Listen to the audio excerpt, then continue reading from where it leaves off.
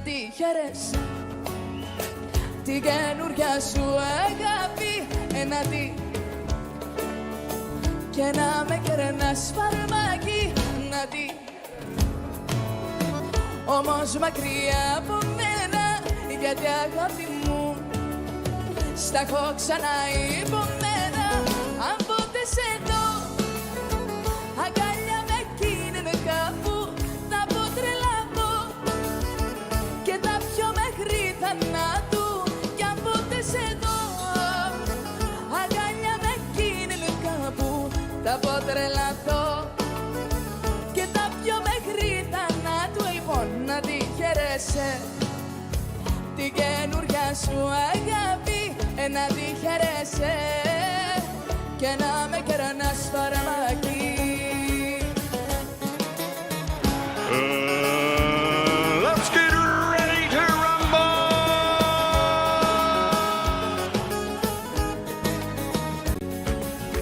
Να τη χαίρεσαι την καινούρια σου αγάπη, να τη και να με κερνάς φαρμάκι, να τη. Όμως μακριά από μένα, γιατί αγάπη μου στα έχω ξαναϋπομένα.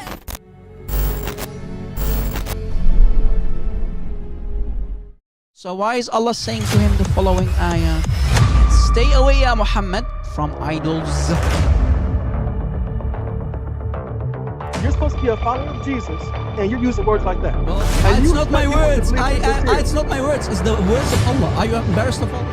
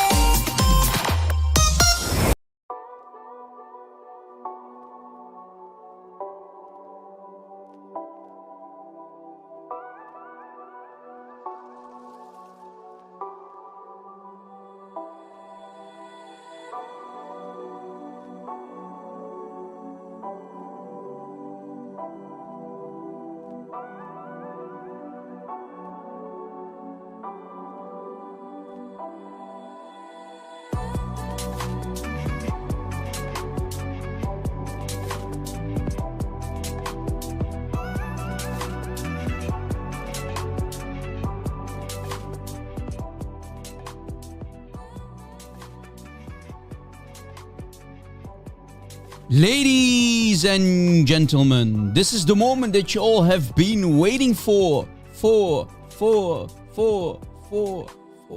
It's time! You're listening to the live broadcast of your friendly neighbor, stream doctor, and Christian polemicist. The warrior for Christ, an enemy of Allah and his messenger. This is your favorite YouTuber. Now, speaking from cave, Hira.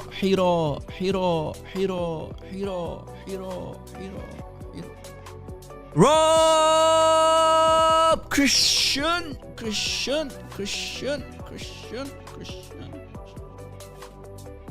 Please fasten your seatbelts because we are live, baby. We are back, baby. Let's go.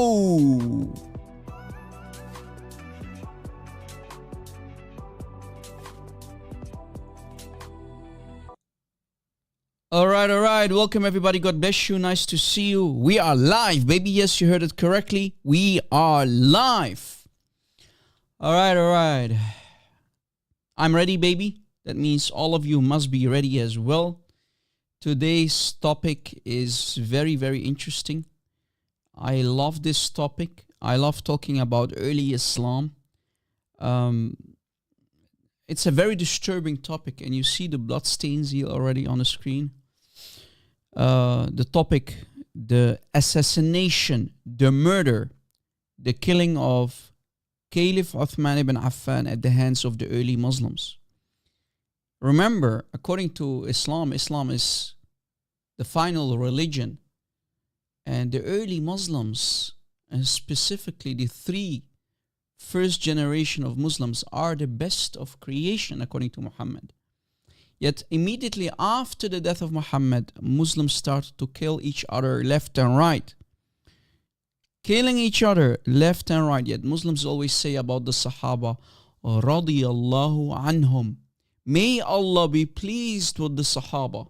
These evil murderers, these killers, these murderers, may Allah be pleased with them. Right? May Allah be pleased, these murderers.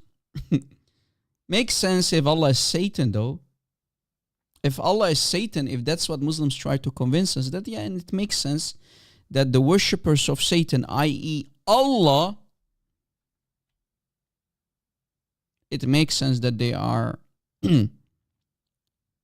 pleased with by Allah, right? Radiyallahu anhum, these murderers and deceivers. So this is the topic of today.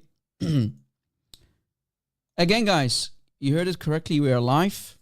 Try to invite as many people as you can because this topic is very interesting. We have talked about this topic in the past, but I thought, hey, let me bring it up because it's very interesting to mention all over again. It has been way too long. Okay, guys? So, peace of Christ to all of you. In this video, like I said earlier, we will shed some light on this very interesting, yet very disturbing, but damaging event in the history of all Islam, of early Islam, back in the 7th century. The murder, the assassination of Caliph Uthman ibn Affan. So let me take you on this journey with me again. But before we talk about this, guys, before we start, you know me, I always love to start with a prayer. So I ask you to pray with me first so that everybody who's listening and watching will be blessed. Make sure, guys, to smash the like button. Destroy it, but tap it lightly with a siwak. Remember, chapter 4, ayah 34. Use or implement chapter 4, ayah 34 of the Quran. وَضْرِبُهُنَّ, the button, the like button, lightly with a siwak. Okay, with a siwak, with the Islamic toothbrush. So apply chapter 4, ayah 34 of the Quran. Rob, it's not funny, okay? Okay, beating women is not funny, Rob. Well, don't shoot the messenger. I'm only quoting chapter 4, ayah 34, okay? All right, let us, guys, all jokes aside, let us pray so that we can start this live stream. And pray that everything will go smooth, guys. That the whole stream, everything will go smoothly. That the sound, the internet connection will be stable. All right. Pray with me. باسم الاب والابن والروح القدس إله واحد آمين. بشيم أب واب روح قديش وحد الله شرير آمين. And in English we always say, in the name of the Father, the Son, and the Holy Spirit, three persons, one God whom we worship, we pray. Thank you, Lord, for allowing us to do another live stream today with our wonderful team of admins and our beloved audience and subscribers. Yes, Lord, bless this live stream, the internet connection, and everybody who is here listening and watching, including our Christian brothers and sisters, but also our Muslim friends, our brothers in humanity who might be interested in today's live stream, oh Lord. Also keep our families, our loved ones and children safe. Bless them and protect them, Father. And Lord Jesus Christ, I beg you, I pray to you right now. Yes, Lord. I beg you to cleanse all of us with your holy blood and fill us with your Holy Spirit. Please, Lord Jesus Christ. Yes, Lord. Please shine your holy light on all of us, including the Muslims who might be in need and are seeking for the truth. Please, Lord, open their eyes. Jesus Christ, draw these poor victims of Islam, these truth-seeking Muslims out there to your feet so they might know you, the real you, not the fake Isa, whom we do not know who he is. The real Yeshua al-Masih, Yeshua al-Masih, as we call him in the Arabic. Everything for your glory, O Son of God. You are the Father's heart. You are the love of the Spirit. O Lord of Lords, O King of Kings, my Lord, my Savior, Christ, fill me with your Holy Spirit. Bless my throat and loosen my tongue today and guide me so I can speak the truth, nothing but the truth, without any error or any shame. And Lord, give us wisdom and courage to do whatever needs to be done in your holy name, O Jesus Christ. Your name above all names we pray. Amen. Amen. Welcome everybody. Speaking from Cave, Hira. We are live. We are back, baby. Let's go. Welcome everybody. Yes, you heard it correctly. We are live. Again, today's topic could be very interesting for a lot of people. This is basically a documentary. This live show is a little bit different than you may be used to. We're going to talk about the assassination of Uthman. We've talked about this in the past, but it has been way too long. So I thought, let me bring it up one more time, once more, so that people can take notes and learn how evil, how bloodthirsty the early Muslims were.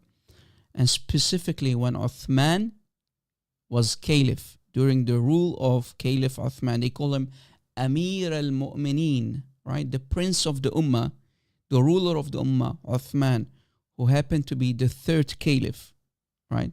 First you had Abu Bakr, then Abu Bakr died, Omar came into power, then Uthman died after being assassinated, and then Ali came in power, and those four are called the rightly guided caliphs, right? The rightly guided caliphs, the four rightly guided caliphs, right?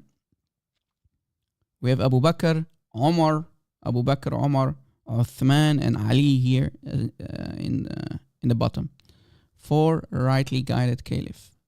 Okay, so let us talk about this topic. Let us start actually. Guys, try to invite as many people as you can, please, because today's topic is very, very interesting. And again, guys, I don't think it's smart to open Skype, because I'm not here to debate for today. I'm here to do a documentary. This is a series among many series. Maybe in the past we'll also talk about other things like the Battle of the Camel, which is also a very interesting topic. What happened between Ali and Aisha? So maybe, Lord willing, we can shed some light on that topic as well. So pray that we can deliver in the future as well, guys.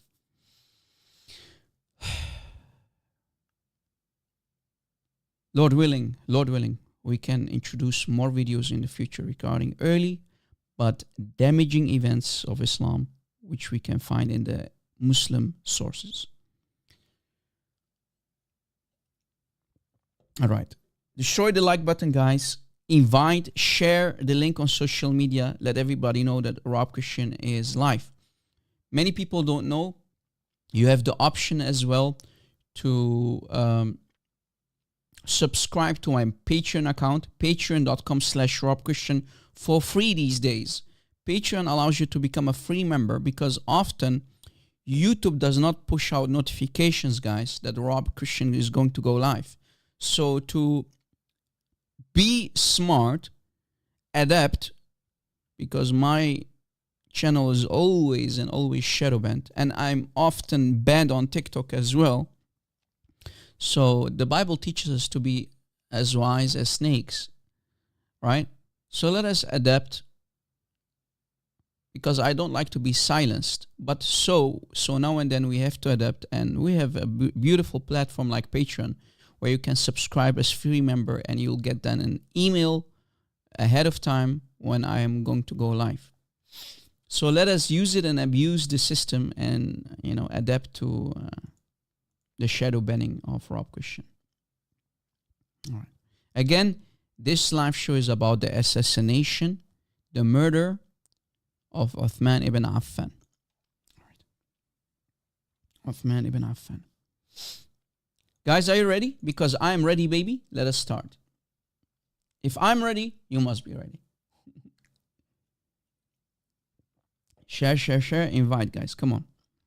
Come on, baby. I know you can do better, guys. Here it says 148 people watching and only around 41 likes. Are you serious, guys? You're kidding me, right? Oh, okay, I refresh and now it's more than 100 likes. Okay, you can do much better, guys. Come on. Muslims, if you love Muhammad, your prophet, then destroy the like button as well. If you don't love him, then don't like. Yeah. All right, guys. Yeah, Rob, you're funny, Rob. Yeah, I know. Guys, have you, by the way, before we start, have you watched my live stream yesterday with Brother God Logic? Brother God Logic invited us to do a live stream yesterday with him. And boy, oh boy, we did some nice cooking. Were you there? Have you watched it? Man, it was an awesome live show, man. So, and glory to Christ, no Muslim had any answer. And even in the end of the live show, a Muslim decided to leave Islam, and he asked us, the kuffar, the Christians, to pray for him. So, man, that was awesome. What a live show that was. Yeah, and we took deep dives in the Islamic books, and we went to Al-Qurtubi, Tafsir Al-Qurtubi. We went to Bukhari, the collection of Bukhari. We went to Ibn Abbas. We went to Ibn Kathir, and we did some damage. We did some nice cooking, you know. And even Brother Avery from God Logic Apologetics, the host of that live stream, he even took on his head, his chef. He put it on his head. That was funny, man.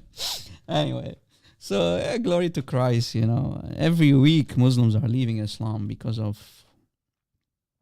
the amount of cooking that we're doing. So glory to Christ. Pray for these truth-seeking Muslims out there, because I believe that there are many out there who are willing to use their brains and see how evil this cult is. See how evil this man-made cult is. That is literally built on bloodshed, murder and assassination. The early Muslims used to unalive and kill each other left and right. Only in two battles, guys, in two major battles, the Battle of Siffin and the Battle of the Camel, more than 80,000 Muslims got butchered, assassinated and killed. Imagine, two early battles. 80,000 Muslims got killed by other Muslims, not even Christians. Imagine. This is immediately after the death of Muhammad, guys. So what does that say about Islam?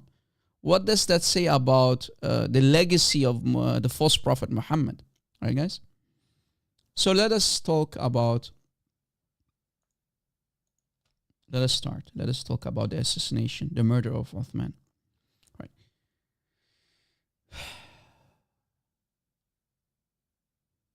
The fourth rightly guided caliphs ruled the Islamic Ummah for 30 years, guys. So, like I said, Abu Bakr, the first caliph, Umar, the second caliph, Uthman, the third caliph, the man of the hour, and Ali. They call them the four rightly guided caliphs. The four rightly guided caliphs. They ruled together, these four ruled together the Islamic Ummah, the Islamic nation, for 30 years. Abu Bakr ruled for 2 years. Abu Bakr, the father of Aisha, ruled for 2 years. Then he died. Then Umar came into power. He ruled for 10 years. And by the way, it was Umar who abrogated the prostitution, the ayah of mut'ah, in chapter 4, ayah 24 of the Quran. That Umar. And we have Uthman. He ruled for 12 years. Uthman ruled for 12 years. And finally, the last caliph of the four rightly guided caliphs, he ruled for 6 years. The cousin of Muhammad, Ali. All right? Ali. Uthman ibn Affan, ibn Affan, right? Uthman ibn Affan, he is responsible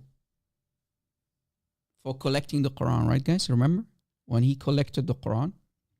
Most of you know him as Uthman, right? Uthman, Caliph Uthman. His full name is Caliph Uthman ibn Affan. He ordered Zayd ibn Thabit to collect the Quran, and then when he ordered the Quran to be compiled, collected and compiled, he ordered the Quran to be burned, right? To be burned. All the existing manuscripts had to be barbecued after sending all of these 5 copies to the 5 different regions. As you see here, in the 7th century, so when the Quran got compiled, 5 copies were created.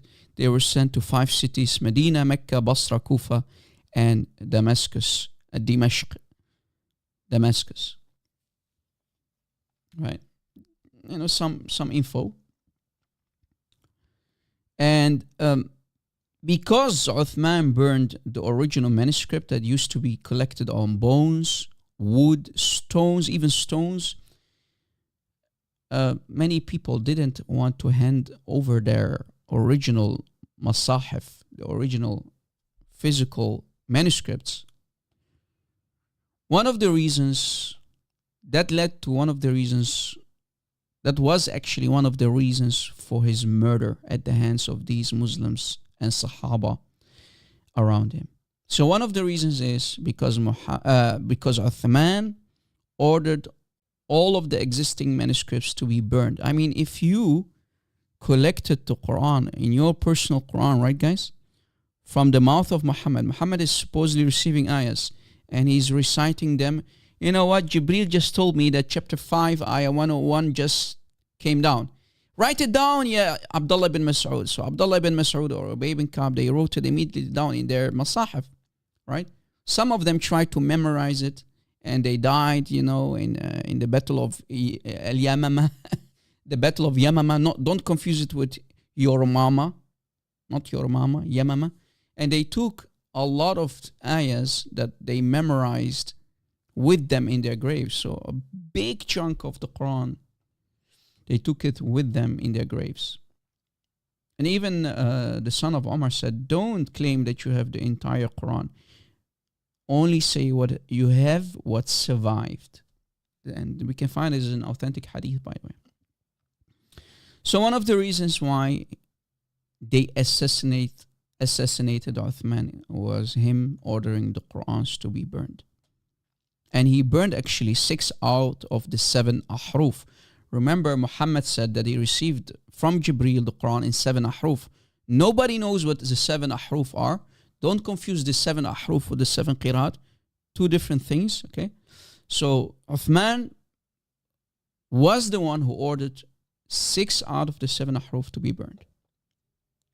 So in this video, guys, we will go through some topics. We'll go through some sources that we can find in the Islamic books. And we'll continue from there. So let me show you this book. I've showed this book earlier in the past. Kitab al-Masahif by Abu Bakr ibn Abi Dawood. This is the son of the writer of the Sunan Abi Dawood. So this is the son, right? This is Abu Bakr ibn Abi Dawood al-Sajistani, the son of the writer, the compiler of Sunan Abi Dawood, among the Kitab al-Sitta, right? The 6 authentic books. So this is his son, okay? All right.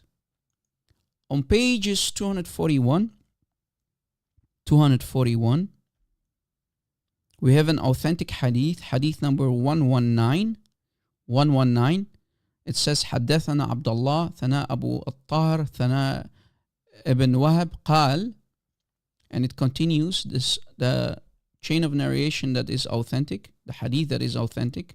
It continues on the next page. Look, it says isnadahu sahih. Do you see it? 3, pay attention to the footnote. We have always the dividing line underneath footnote, not ibn footnote, not sheikh ibn footnote, no, the footnote. And we have always the editor's footnote, and to point out if a hadith, let's say, is sahih or not, or some extra information. It says here, isnadahu sahih. We go up, we see that it's talking about this hadith. Okay, what does it say? When Imam Malik, the founder of the Maliki Sunni school, right? Remember, in Islam, you have four main madhab. The madhab of Imam Malik, the founder of it, was asked about the Mus'haf of Uthman. Imam Malik was asked about the Mus'haf of Uthman. عن مصحف عثمان رضي الله عنه. فقال لي, Malik told him, Imam Malik told him, ذهب. What does it mean, Rob? It means, according to Imam Malik, the Quran of Uthman, the manuscript of Uthman, does not exist anymore. It's gone. Gone with the wind, as you see on the screen. Do you see it? So guys, even early Muslims in the 8th century, after Uthman, like Imam Malik, the Imam Malik said in this authentic hadith that the Mus'haf of Uthman, the physical copy, the manuscript of Uthman, the original, it's gone. It does not exist anymore. Guys, destroy the like button, apply chapter 4, ayah 34 on it, destroy it, beat it with, tap it lightly with a siwak. Gone with the wind, brother. Exactly, RJ. Guys, forgive me if I did not mention your names today, but Dragon the Nearest, Brother Phil, Andrew, all of you guys, thank you for being here, the admins, everybody. You are my dear brothers and sisters. You have been with us for so many years now. I can't thank you enough, guys. Admins, audience, supporters, thank you so much for allowing our ministry to grow, because we have so much work to do, guys. Please, please continue supporting our ministry. Our work is very damaging. As you have noticed, I'm not sure what's going on lately. But I want to thank the Lord, the living Lord, the King of Kings, the Lord of Lords, Jesus Christ, for this awesome ministry that I have created with you guys from the beginning, many years ago. We have people who are with us from the very beginning, guys. I'm not kidding. People like Brother Phil, people like Sister Dragon, many people who are here with us. Many topics that we're talking about are causing a huge tsunami, guys, in the Islamic world. Our videos are reaching many people lately. And as you have noticed, week in, week out, Muslims are leaving Islam because of our teaching, our videos and live shows. Many. So we have hope for many Muslims, guys. We have hope for many Muslims out there. So consider supporting the ministry, guys. All right.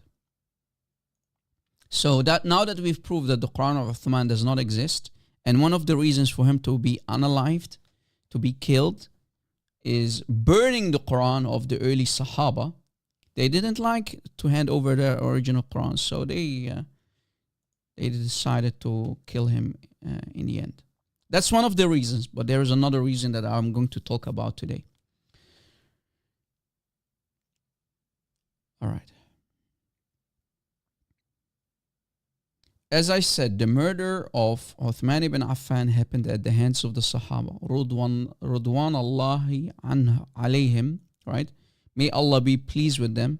Or as the Muslims here, like I said, in the West will say, may Allah be pleased with them. These thugs, these sa'alik, these killers and murderers, may Allah be pleased with them.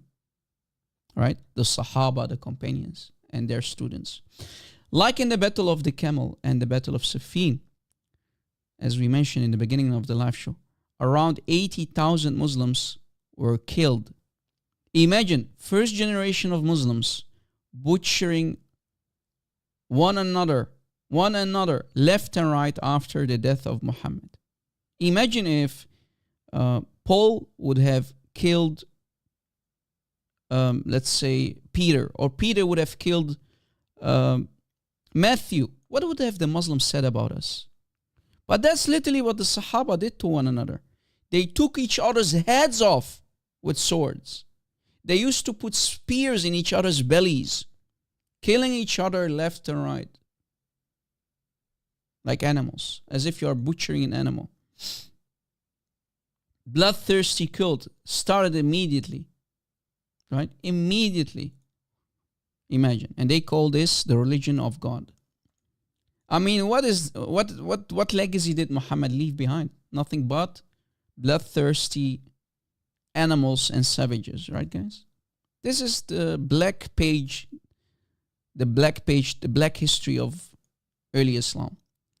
So let us see, guys, what we can find in the Muslim sources about Uthman's killing.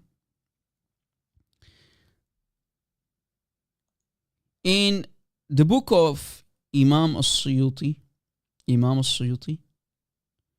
Tarikh al-Khulafa, on page 125, we read, in the Islamic year 646, Uthman removed Sa'd bin Abi al-Waqqas as ruler in Kufa, which is nowadays Iraq. So Uthman, when he came into power, guys, he made some political decisions that were not that smart. He was not a smart ruler, guys. Uthman was a horrible ruler. He made some bad political decisions, okay? So he removed the ruler of Kufa, the city Kufa, right? Which is nowadays Iraq, a city in Iraq. And he appointed in his place Walid ibn Uqba Abi Mu'ayt as the new governor of Kufa, who was a Sahabi and, of course, the brother of Uthman from his mother's side. So, guys, what's going on, if you noticed, Uthman, right, Uthman, always putting his own family members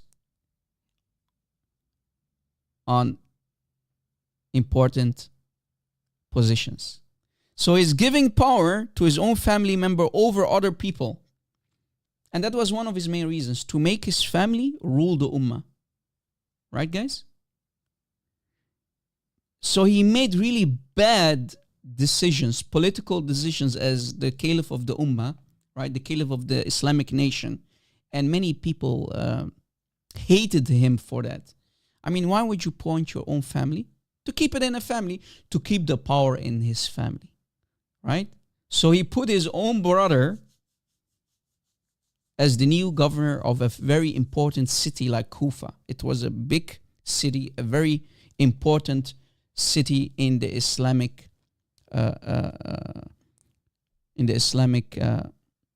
empire.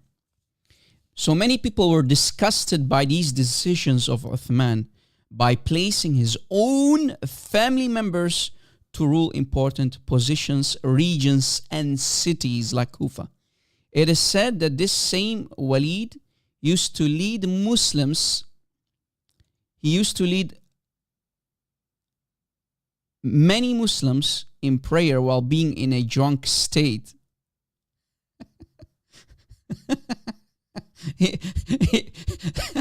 Imagine, guys, Al-Walid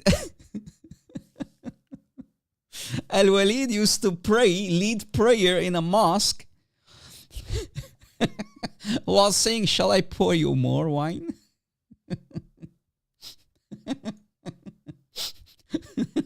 Sorry, guys. So imagine Sahaba praying in the mosque while being drunk.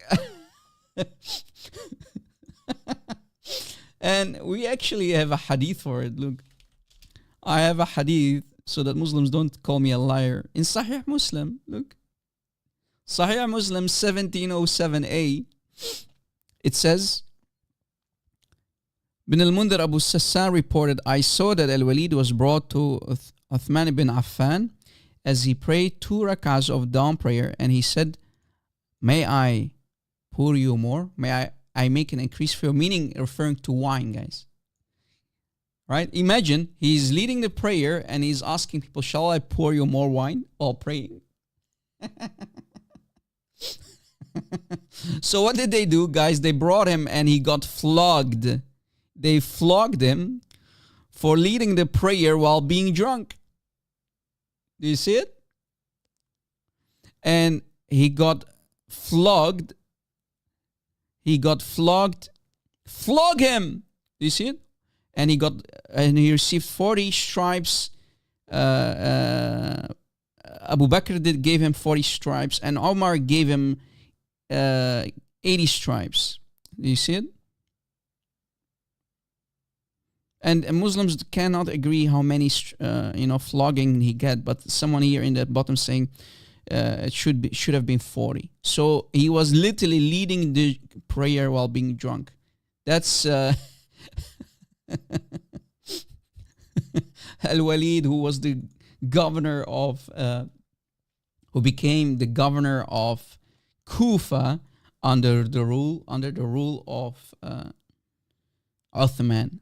Imagine. So he was known for being always drunk. Yet Uthman, the smart Caliph Uthman, he put him on a very important position, like being the governor, the ruler of Kufa. So you see why people started to get grudges against Uthman. Uthman, you're a stupid ruler. We know this guy is always drunk, and you're going to make him a governor of Kufa. Yes, because he's my brother. Duh. I want to keep the power in my family. Yes. So you get the idea what's going on, guys. Yeah, this is the legacy of Muhammad. All right. So this Al-Walid used to say to the Muslims, Azidukum, which means, shall I pour you more wine? Well, literally is leading the prayer in the mosque. So Al-Walid's behavior, guys, and his wine consumption riled the pious Muslims of that city, compelling Uthman to recall him in the year 650, and Al-Walid fled to Upper Mesopotamia following Uthman's assassination in 656, and he died in Al-Raqqa, which is in Syria nowadays, in the year 680. So this is what the Islamic sources are telling us, guys, about Al-Walid. Okay. If we continue, also in At-Tarikh Al-Tabari, the history of Al-Tabari, volume 3, page 374. So you see, guys, I'm giving you sources. We read that Amr bin al-As tried to give Uthman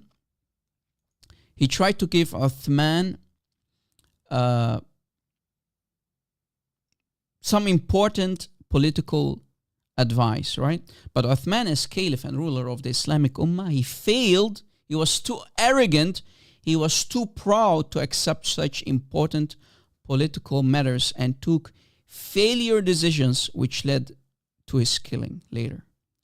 Uthman was known as an arrogant and foolish ruler, which in the end resulted in him being assassinated at the hands of Muslims who rebelled against him. So what happened is, guys, Uthman's house was besieged by rioters for several reasons. Chief of these being the appointment of his relatives, right? The Banu Umayyah as governors of key Islamic provinces. But let us start from the beginning, guys. So Uthman became Caliph in the year 644 CE.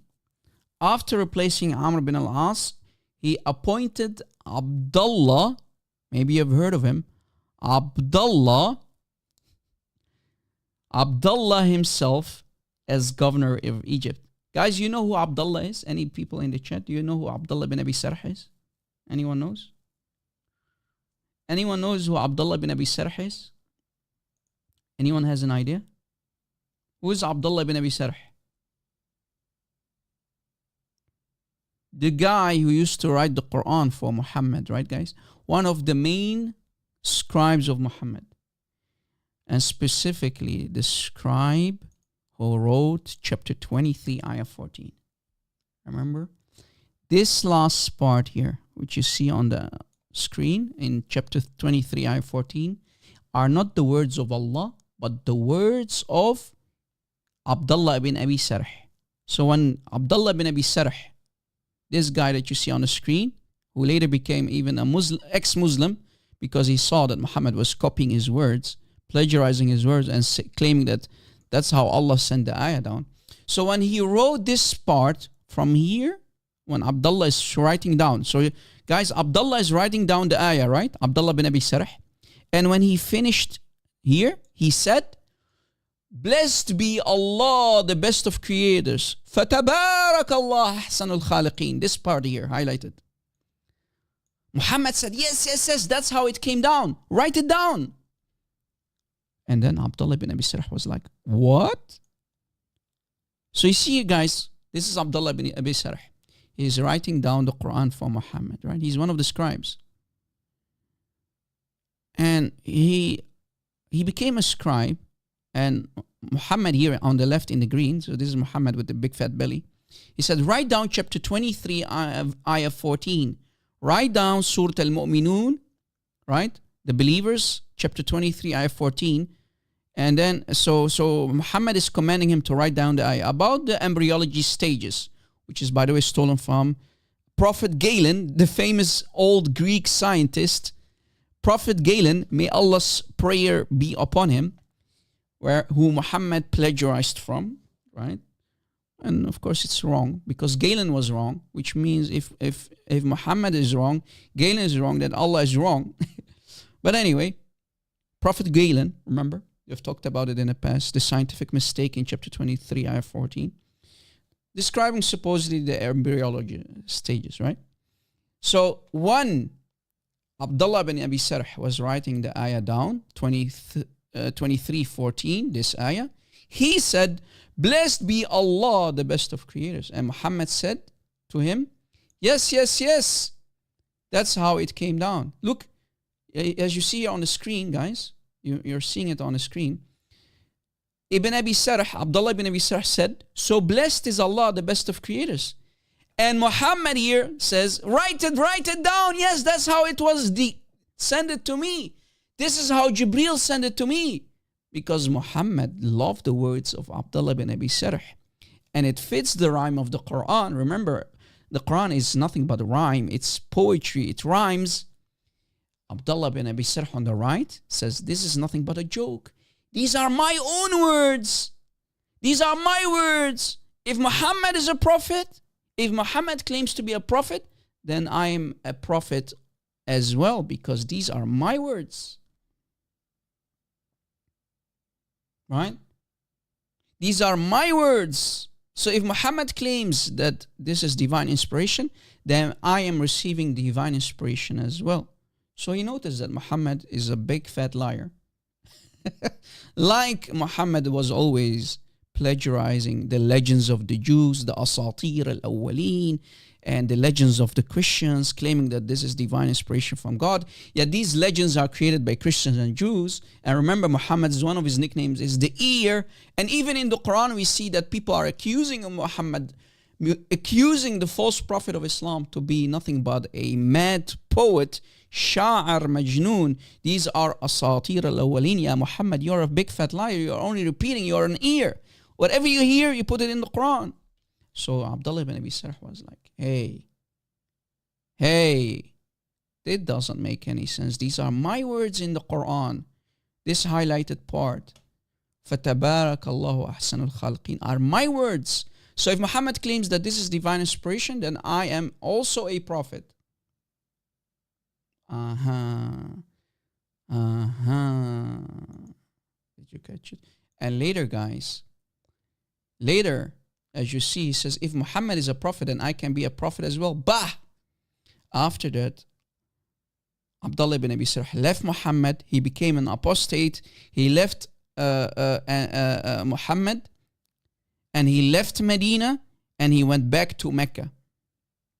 And he used to say to the people, he used to gossip about Muhammad, what he experienced. He said, and I quote, I manipulated Muhammad as I pleased. If he said all wise, then I said all knowing. So guys, not only one ayah, but multiple ayahs where Muhammad was using his words, because he loved the way, the poetry of Abdullah bin Abi Sarh. He would agree with everything I said, ask me to write it down as if it's divine inspiration from Allah, calling it Quran. That's right. Muhammad is a scammer. He's borrowing my words. He's plagiarizing my words, claiming that these are from Jibreel. That's how the Quran was written. I wrote these words. These are my words in his Quran. So when Muhammad heard what Abdullah ibn Abi Sarh was doing, what he was saying to the people in Mecca about Muhammad, So at that time, Muhammad was in Medina, right? He started to get a huge grudge against Abdullah ibn Abi Sarh, and he wanted him to be slaughtered, right? Muhammad wanted the Sahaba to slaughter now the apostate Abdullah ibn Abi Sarh. And remember, guys, Abdullah ibn Abi Sarh is the brother of Caliph Uthman, again, through suckling, right? So when Muhammad went to Mecca to ordered his hit list. Remember, Muhammad, guys, had a hit list. You know what a hit list is, right, guys? He created a list and he put names on the list of men and women to be slaughtered, to be assassinated, right? So one of them was also Abdullah ibn Abi Sarh. So what happened is, guys, when Abdullah ibn Abi Sarh heard this, he went and he like many other people who were ordered to be assassinated, like here, Bin Akhtal. Bin Akhtal, guys, another person who tied himself with ropes against the Kaaba. You see it? And still the Sahaba butchered him with their swords. You see? Kill him, Muhammad said. Kill him. So people who were criticizing Muhammad, calling him a false prophet, they were ordered to be killed. So the hit list, the names, one after another, the Muslim soldiers, the Sahaba, killed them. Killed the Kafir. Only because they were criticizing Muhammad. So Abdullah bin Abi Sarh, he heard what was going on, about the bloodshed, even against the Kaaba, right? So the Kaaba became not only bloody because of the menstruation blood of the women, but also it was covered with the blood of their criticizers of Muhammad. Remember, back in the old days, before Islam, the women used to rub their bloody private parts against the black stone. So not only blood of the women, the black stone was not only covered with the blood of women, but also the blood of the enemies of Muhammad who used to criticize him. So Abdullah bin Abi Sarh feared for his life. He said, Muhammad is going to kill me, right? When he heard what happened to the others. So Uthman ibn Affan came to his aid, because remember, Uthman at that time was a very, very rich guy, and Muhammad needed such people, to support him. So Uthman stood in front of Muhammad and said, "Yeah, Muhammad, please don't kill him. He's my brother through suckling." Abdullah bin Abi Sarh, your scribe, we know he did a mistake. He made a mistake, and he started to gossip about you. But please don't unalive him. He's my brother through suckling. And look, Muhammad here, Muhammad in the green, he didn't like it. But because Uthman was very important, he said, he said to the Sahaba who led Abdullah ibn Abi Sarh to stay alive, he said, you should have killed him, right? And one of the Sahaba said, yeah, Rasulullah, you should have winked with your eye so that to give us a signal to kill him. Muhammad said, yeah, the prophets do not wink. So Muhammad came with an excuse that prophets of Allah do not wink. So guys, to give you an idea, this scribe of Muhammad, the brother of Caliph Uthman through suckling, who used to write the Quran for Muhammad, apostatized, but later had no other choice but to return to Islam, right? He never believed in Muhammad to begin with, but he would have been unalived, he would have been killed if he did not return to Islam. So he left Islam after finding out that Muhammad is stealing his words, specifically the last part. So blessed be Allah, the best of creators, in chapter 23, ayah 14. Just to give you an idea, guys, what was happening, right? So, if we go back to the main topic,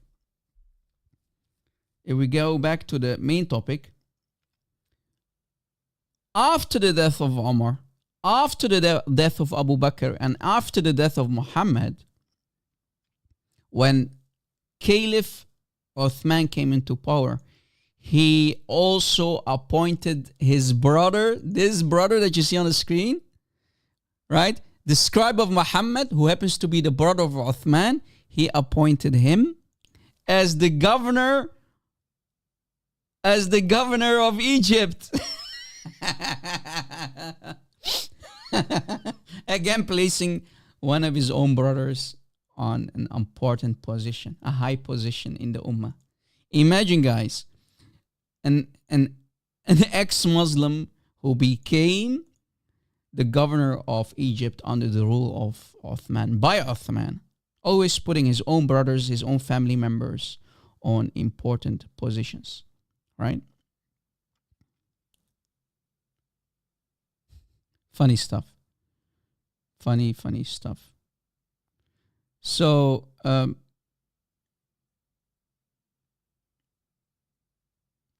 Tarikh al-Tabari, guys, volume 3, page 389, in Tarikh al-Tabari, volume 3, page 389, we can read the following. On Friday, the Egyptians, so guys, you need to understand, at this time, under the rule of Caliph Uthman, his brother through suckling, the apostate, who had no other choice but to come to Islam, else he's going to be killed.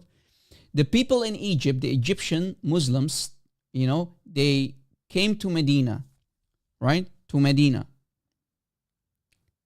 When Uthman was leading the Muslim prayers, when Uthman was leading the Muslims in prayer, climbing the minbar of the mosque, Uthman started to throw curses at the people of Egypt. Why? Because he heard that they were criticizing his brother, Abdullah ibn Abi Sarh. They were criticizing him. They didn't like him to be the ruler, the governor of Egypt. So Ali ibn Abi Talib, guys, Ali ibn Abi Talib, the cousin of Muhammad, asked Uthman, Ya Amir al-Mu'mineen, O Caliph Uthman, why are you cursing these people from Egypt? They came to talk to you. Why are you cursing them? Ali asked Caliph Uthman. Why are you doing that, ya Uthman? Why are you cursing these people from Egypt? Why are you cursing these people in such a way? They came to complain to you about Abdullah ibn Abi Sarh, right? About Abdullah ibn Abi Sarh, the scribe of Muhammad.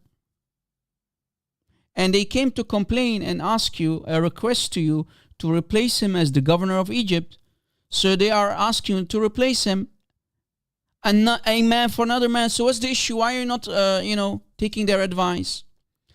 So, Uthman had no other choice, and he accepted their advice, their choice to replace Abdullah bin Abi Sarh, right? Abdullah bin Abi Sarh, to choose a new governor of Egypt. And their choice was Muhammad ibn Abi Bakr, the son of the father of Aisha, Abi Bakr. So they wanted Muhammad ibn Abi Bakr to become the governor of Egypt.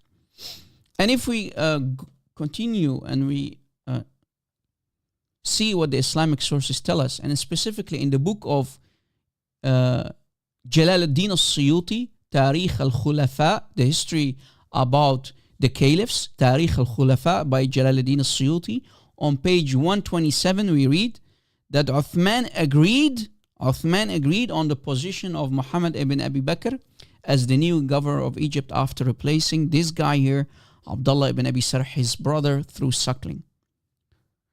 In the meantime, like I said, Uthman was always bad in political decisions. He made very, very bad political decisions that led to his assassination, to his murder at the hands of Muslims. Right? So what happens is, guys, Uthman sends in secret, listen carefully, guys, I hope everybody's with me. Guys, I hope I'm not putting you asleep. Should I continue? Are you interested for me to continue? Because I think this is very interesting.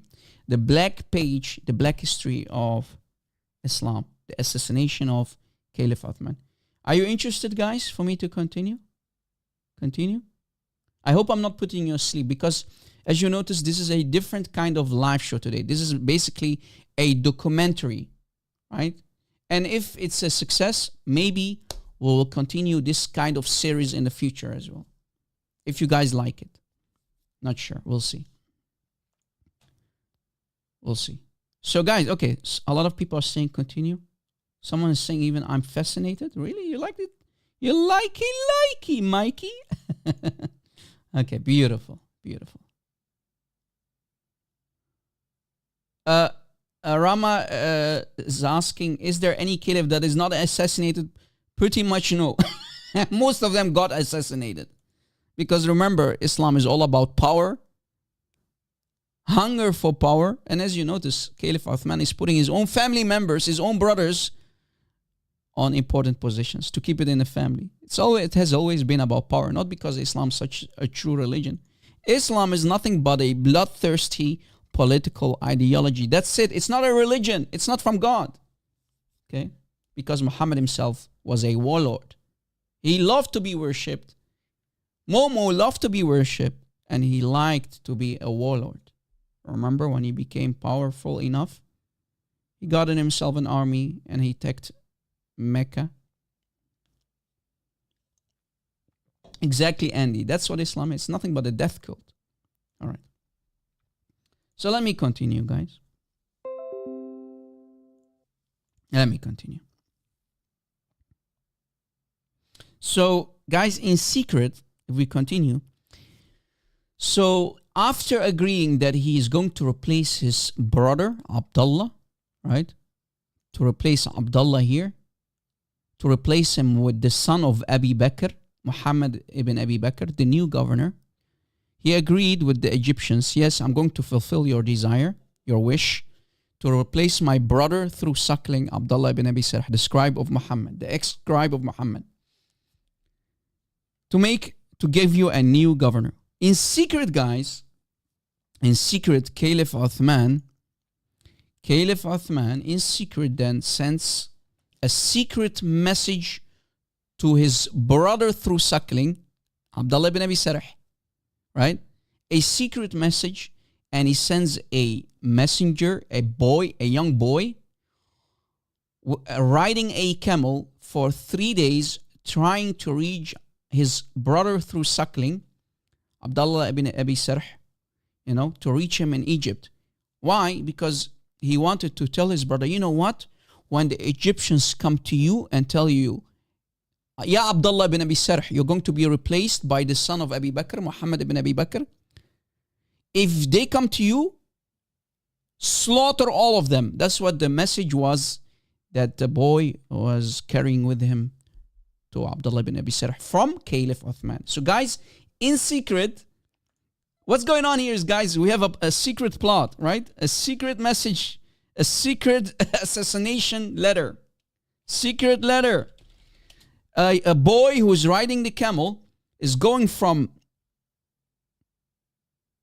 on the command of Caliph Uthman, going to Egypt carrying this secret message. If the Egyptians come to you, slaughter all of them and stay at your position. Oh, my brother, through suckling, Ya Abdullah ibn Abi Sarh. A secret letter. Okay? But what happened next is very interesting. Guys, what happens next is damaging and very, very bad for Caliph Uthman. And that led to his assassination, guys. So when we have a boy riding his camel, carrying between his, clothes, he's carrying the message, a secret message to Abdullah bin Abi Sarh. When the boy is almost reaching Egypt, he was halted. Right? He was stopped. And they found a hidden message being carried by him, by the young boy driving his camel, the messenger, right? He was stopped by the companions of Muhammad bin Abi Bakr, the son of Abi Bakr, the father of Aisha. So they discovered the secret message to Abdullah bin Abi Sarh. If the Egyptians come to you to replace you, slaughter all of them. That's what the letter of Caliph Uthman said to his brother Abdullah bin Abi Sarh. So they started to question the young boy who carried the message. Where are you going? Boy, hey boy, where are you going and what are you carrying with you? It looks as if you're running from someone, boy. The boy answered, who carried the secret message of Caliph Uthman. He said and answered, I am the boy of Amir al-Mu'mineen. I am the messenger of Amir al-Mu'mineen, the Caliph of the Ummah, Caliph Uthman. He ordered me to carry this message to his brother through suckling, the governor of Egypt, the current ruler of Egypt, his brother through suckling, Abdullah ibn Abi Sarh. So they find out what he was carrying and they started to read it. So the boy continued saying, Caliph Uthman asked me to travel to Egypt. So they started to search the young boy and found with him the secret letter from Uthman addressed to Abdullah ibn Abi Sarh, saying, so what did the letter say? If Muhammad ibn Abi Bakr and such people would come to you, then make sure to assassinate, to slaughter all of them.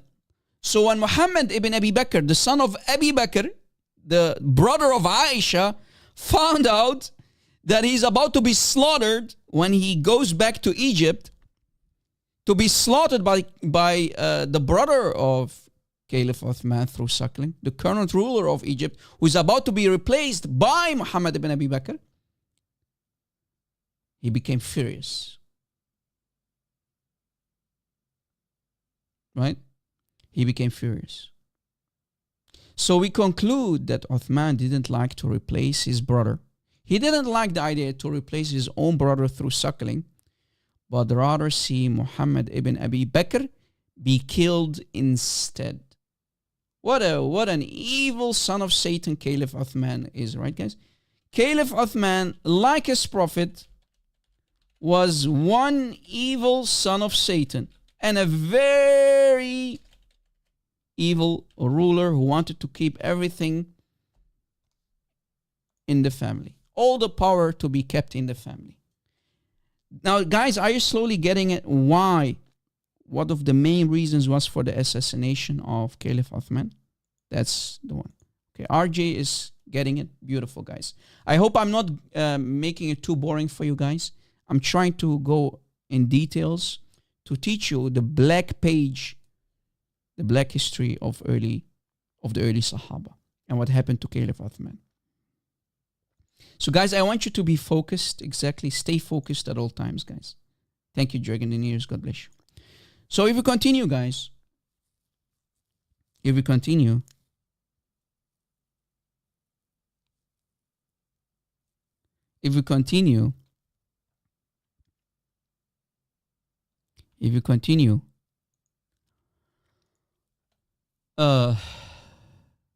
When the companions of Muhammad Abi Bakr discovered, as I said, this secret plan of Caliph Uthman, i.e. the assassination of Ibn Abi Bakr, right? Muhammad ibn Abi Bakr and his supporters who wanted him to become the replacing governor, right? The new governor of Egypt, when they found this hidden message carried by this boy who is riding his camel for 3 days, they became furious and they went back to Caliph Uthman in Medina, right?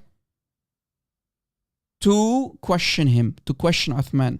Is this your letter? Is this your plan that you've been cooking to kill all of us, to slaughter all of us, just because we want to get a new governor of Egypt to replace your brother through suckling? So they guarded Ali. So they went to Ali, they went to Talha. These are famous companions, guys. If you don't know them, you really need to do some homework. And I'm talking to the Muslims who are listening as well.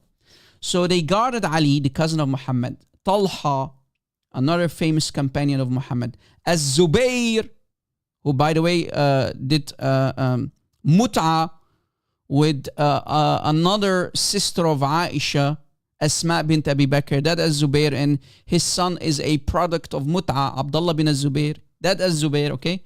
And also Sa'ad, another companion, who were all known as the famous companions of the Prophet of Islam, the fake prophet of Islam, Muhammad. So Muhammad bin Abi Bakr and the Egyptians showed them the secret plan, the secret assassination plan, which they found being carried by the boy, the secret plan to assassinate Muhammad ibn Abi Bakr and the supporters of the new appointed governor, Muhammad bin Abi Bakr, the son and the brother of Aisha. Imagine. So Uthman wanted to kill the brother of Aisha. Imagine. Okay. Now, people of Medina started to look strange at Uthman. Yeah, Uthman, you're one evil son of Satan. You son of a bitch! You want to kill the son of Abu Bakr? The brother of Aisha? Well, before that, you accepted the request that he is going to become the new ruler of Egypt, replacing your brother, Abdullah ibn Abi Sarh. As we mentioned earlier, guys, Uthman made a very, very poor decision which led to his killing. Now, what happens next is very interesting, guys. So Ali radiallahu anhu, Ali, may Allah be pleased with him, the cousin of Muhammad, confronted Uthman and told him, is this your boy? Is this the boy that you have sent with the secret plan to Egypt, to your own brother?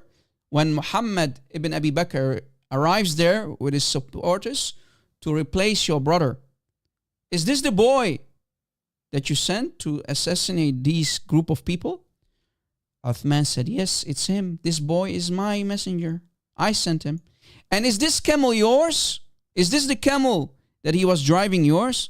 Uthman again answered, yes. So he's coming clean, right, guys? Uthman said, yes. This is my camel. This is my boy that I sent. So he's coming clean. He has no choice. And you wrote this letter? Uthman then lies and denies it. And he said, no, I didn't write this letter. And he even swore by Allah that he not write it. So he's lying now. First he's, saying, this is my camel, this is my messenger. And then he's lying. Imagine. The Sahaba, radiallahu anhum, the Sahaba like Caliph Uthman, may Allah be pleased with them, are a bunch of liars and deceivers. They worship Allah, the best of deceivers. Chapter 3, ayah 54. What can we expect? Muhammad was a big scammer, a liar, a fake prophet. What can we expect from his Sahaba? So he was busted, exactly.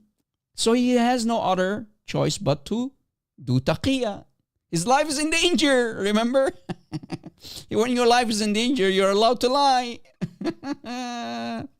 Anyway, so he denies, he lies, and he says, no, I wasn't the one who gave this letter.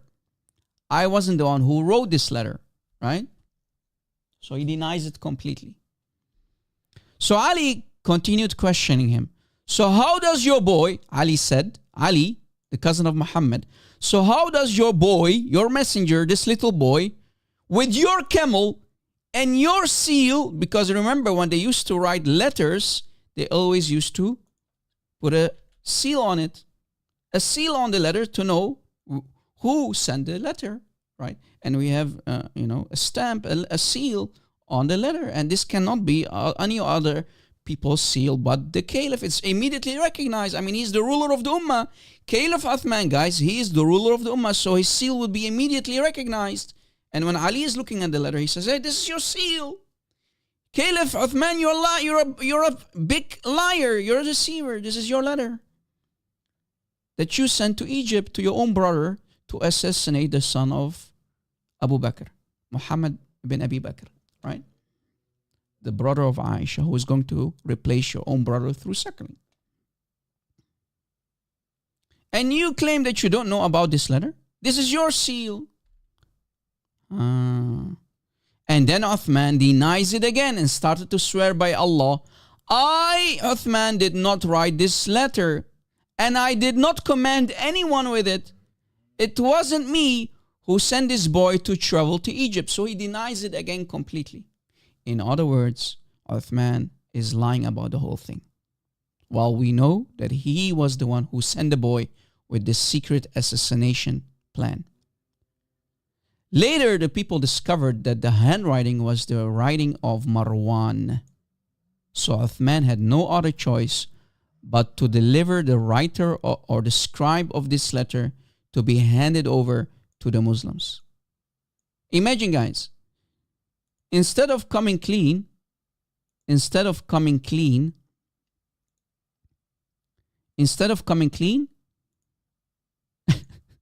he gives the scribe of the letter. Remember, these rulers had their own scribes. You know, write me a letter, Ya Marwan. So instead of coming clean, he points fingers. He says, Marwan did it.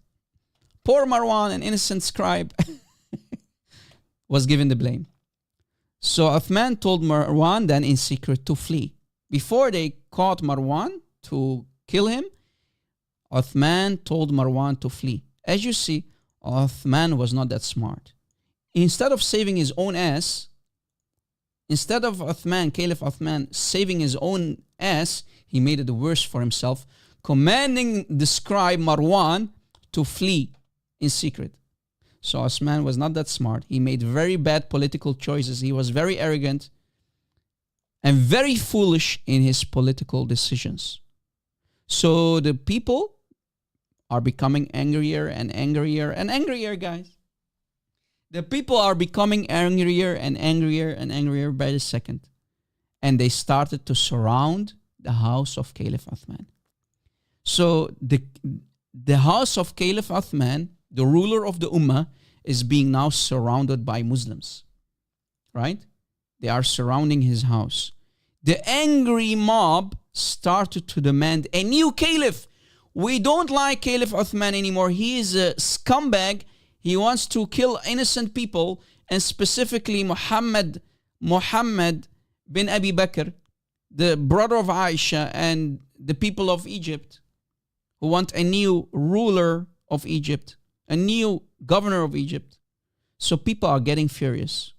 We can't accept to follow this caliph Uthman. We want a replacement. We want a new caliph instead. And they even, when they are surrounding, so guys, what was happening is they are surrounding his house. They are surrounding now the house of Caliph Uthman. And they even forbid anyone to bring water inside the house. Imagine. So they are making him die from thirst. His wife is there, probably his children, right? Remember, Uthman was married. So we know, according to the Islamic sources, his wife is also in the house, right? So Uthman asks, is Ali with you? Right? While the people are, surrounding the house outside. They said, no. Is Saad with you? So what is happening is, guys, Uthman wants help. Uthman wants help. And he's asking if Ali is there. Is Ali there? No. Is the other companion Saad there? No. Again, they said no. No, nobody's here to come to your aid. When finally the message was heard, when Saad discovered that the house of Uthman is being surrounded by an angry mob who want to basically kill him and put a new caliph instead of him, appoint a new caliph instead of him, Saad himself sent his own son, and so did Talha, another companion, sent his son. So the Sahaba didn't go there. They sent their children instead. Imagine, guys. And a group of the Sahaba of Muhammad also sent their sons to forbid the people to enter upon Uthman, to protect him from being butchered. Because they demanded Marwan to be delivered. But Marwan already fled. The scribe already fled. Right? So the people then started to shoot arrows at the door of Uthman. They became so angry, they wanted blood. They demanded blood. So what did they do? They started to shoot arrows at the door of the Caliph Uthman himself, injuring Hassan, the son of Ali, in the process. So they injured Hassan, Al-Hassan, the son of Ali, who is also the grandson of Muhammad, right? The Caliph of, the Prophet of Islam. Hassan is being injured in the process. So Hassan received an injury and his blood started to flow. And one of the arrows, also reached Marwan. So he was about to flee. And he was standing at the door of the house. Muhammad ibn Abi Bakr was afraid for the cause of huge fitna. So here, guys, we have the first fitna, which is corruption in the land, right? Muslims will often mistranslate it and say these are the trials, right? But we know the actual meaning of fitna. Fitna means corruption in the land. Who caused the corruption in the land? Caliph Uthman, with his bad political decisions, right? Fitna.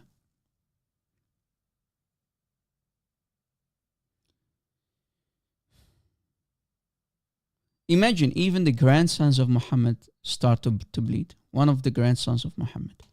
So when the people of Banu Hashim see the blood on the face of the grandson of Muhammad, they started to become even more angry and more angry. Because of you, now the grandson of Muhammad is being injured. So let us enter, Ya Caliph Uthman. We're going to enter upon you and kill you without people knowing. So they wanted to enter and not cause too much fitna, not cause too much corruption among the people. And Muhammad ibn Abi Bakr was seeking for blood, and his supporters, so the new appointed governor, Muhammad bin Abi Bakr, the son of Abi Bakr, the brother of Aisha, he finally entered the house of Caliph Uthman. Finding Uthman alone with his wife in the house, Muhammad entered and grabbed Uthman by his beard. Guys, they entered and grabbed Uthman. The brother of Aisha grabbed Uthman by his beard. Guys, when you grab in the Arab world, if you grab a man by his beard, if you grab him by his beard, you know what that means, guys? When you grab a man, you take a hold of his beard. You know what that means? You know what this means? You're basically taking his manhood in your hands. Right? You are taking his manhood in between your hands. You're basically wiping his manhood, his beard on the floor. Huge this, exactly. So he grabs him by his beard. I remember the Sahaba used to have long beards, supposedly. So he grabs him by his beard. The brother of Aisha, the new appointed ruler of Egypt, Muhammad bin Abi Bakr, grabs him by his beard. And he used to started to insult him, right? And two supporters of Muhammad bin Abi Bakr were able to enter the house and slaughtered Caliph Uthman, right? They slaughtered him on the spot and left. Then his wife started to scream. The wife of Caliph Uthman started to scream, Amir al-Mu'mineen has been slaughtered. The people then entered the house and saw Caliph Uthman butchered on the floor, his blood flowing, literally killed, butchered like an animal. Now let us read, guys, together. I want you to be focused. This is very interesting stuff. I know it's very evil, yet these Muslims say, the Muslims of today still say, the Sahaba, may Allah be pleased with them. These bloodthirsty, these killers, these murderers, may Allah be pleased with them. Imagine. If you continue reading in the Islamic books, and specifically Tarikh al-Tabari, the history of al-Tabari, by Imam al-Tabari, the same guy who wrote the Tafsir of al-Tabari, right? That al-Tabari.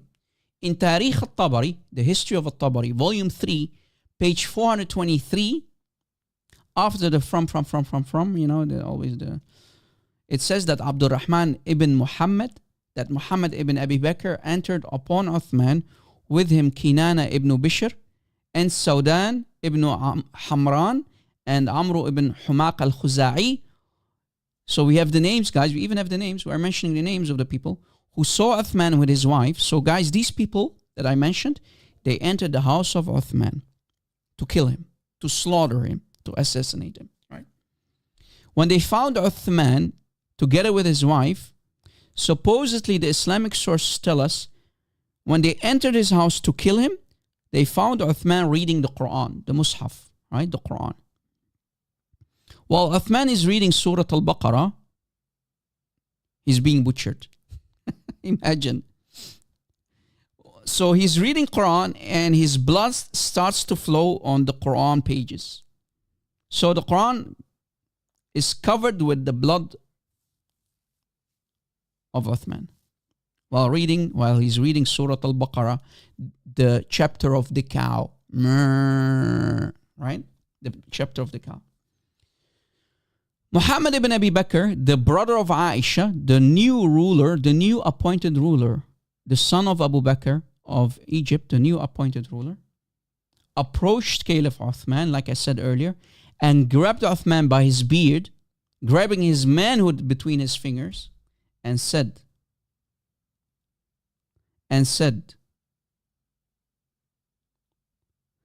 قَدْ أَخْذَاكُ اللَّهُ يَا نَعْثَلْ, which means, Na'thal means, guys, you foolish sheikh, you foolish old man. So guys, the brother of Aisha, while grabbing the beard, let me type it out.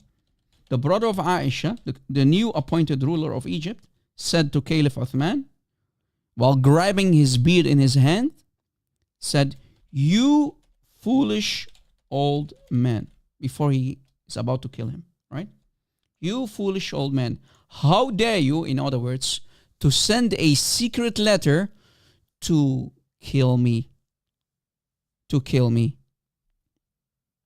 Ordering your brother in Egypt to kill me, Abdullah ibn Abi Sarh. So he wanted revenge and grabbed the old Caliph Uthman, by his beard and called him Na'thal, you foolish sheikh, you fool old man, you old fool man, how dare you, right? In other words, he insulted the Caliph of the Ummah, Caliph Uthman. And Uthman responds, guys. Uthman responds before he's about to be unalived, before he's about to be butchered. He says, لست بنعثل لكني عبد الله وأمير المؤمنين. I am not an old foolish man, Caliph Uthman said. I am the slave of Allah and I'm the Caliph of the Ummah. I'm the Caliph of the believers, meaning the Caliph of the Islamic nation. I'm the Amir of al-Mu'mineen. Right? I'm not a foolish sheikh, as you claim. Let go of my beard. I am the slave of Allah. I'm the Caliph of the believers, of the Muslims. Then Muhammad said, what I'm about to do with you, yeah, Uthman, what I'm about to do with you is far worse than grabbing you by your beard. So, watch what I'm about to do to you. I'm going to butcher you, in other words. Imagine if Paul would have done that to Peter. Or Peter would have done that to Matthew. Killing each other left and right. What would the Muslims have said about us, guys? Right? So now, guys, picture this in front of you. We have a murder scene from a movie, right? Going to happen right here, right now. Imagine this in front of you. So while the brother of Aisha is holding his beard, he says, what I'm about to do to you, Ya Caliph Uthman, is far worse than grabbing you by your beard. So he took a spear in his hand. The brother of Aisha, Muhammad bin Abi Bakr, took a spear and stabbed Caliph Uthman in his forehead. Then Kinana ibn Bishr, the other person, Kinana ibn Bishr, stabbed Uthman with a same sort of weapon in his ear. Wow. This is like a horror movie, guys. So we have two people. The brother of Aisha stabbing Caliph Uthman with his spear in his forehead. Then we have Kinana stabbing him in the ear till it came out of his throat and pierced him then with his sword and killed, butchering Caliph Uthman. In other words, guys, Kinana raised up spears and started to stab Uthman over and over in his ear until they reached, these spears reached inside his throat. Imagine, just imagine. And Muslims say, the Sahaba, the companions, radiyallahu anhum, may Allah be pleased with these bloodthirsty murderers. So he stabbed them with his sword and killed him. But then the third guy, Amr ibn Humaq al-Khuzai, jumped on Uthman's chest. So guys, we have Uthman laying on the floor, covered with blood.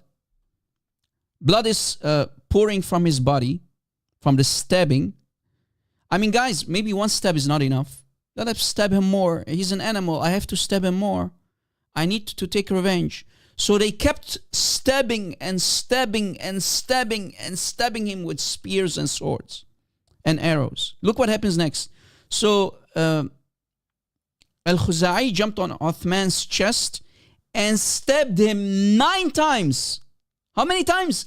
9 times. 9 times. Yes, you heard correctly.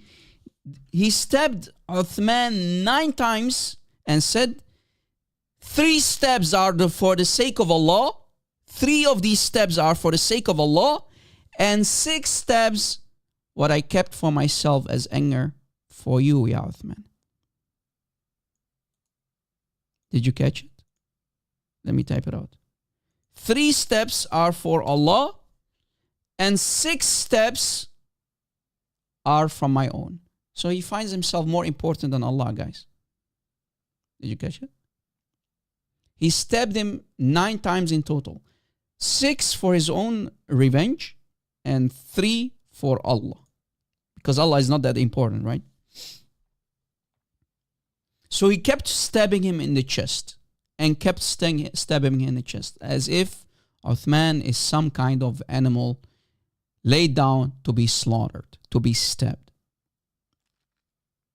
This story we can find again in Tarikh al-Tabari, in the history of al-Tabari, but also in Tabaqat al-Kubra of Ibn Sa'd, volume 3, page 73, and also in another book, a third book called Tarikh Dimashq, the history of Damascus, Tarikh Dimashq, the history of Damascus, by Ibn Asakir, volume 39, page 409.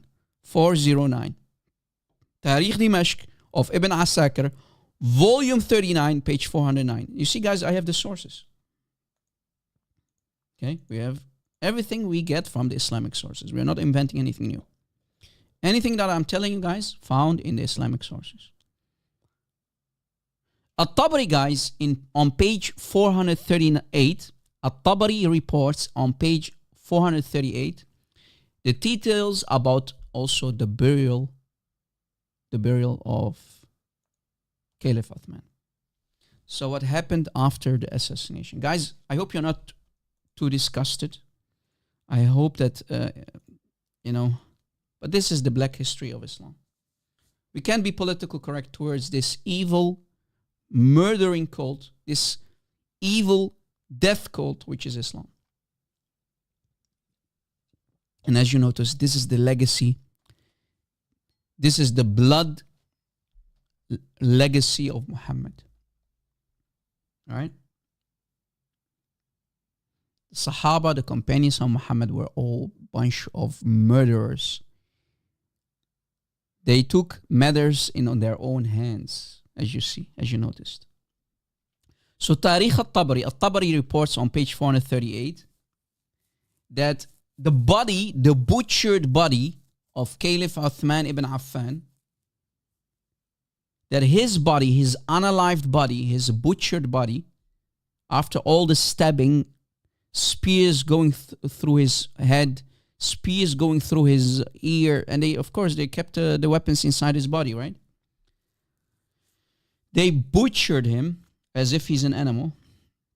They also threw his body on the streets, on the floor.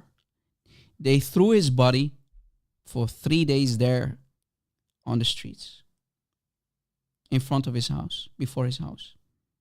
They kept his body there, nobody dared to touch his body. And then later, after 3 days, they decided to bury him between the Jews. Wait, what? Emotional, damn it! The Muslims who killed him, they decided to leave his body for 3 days straight on the floor. Then later, after the body starts to sink, they have to do something about the body. Remember, this is a desert. The body starts to stink.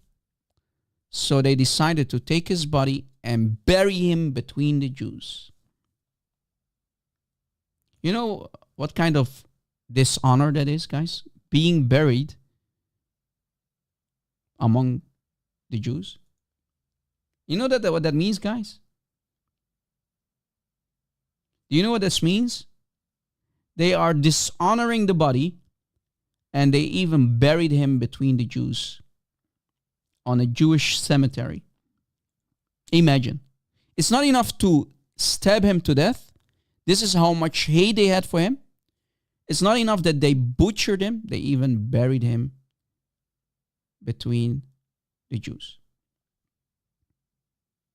So they buried him in the dark of the night.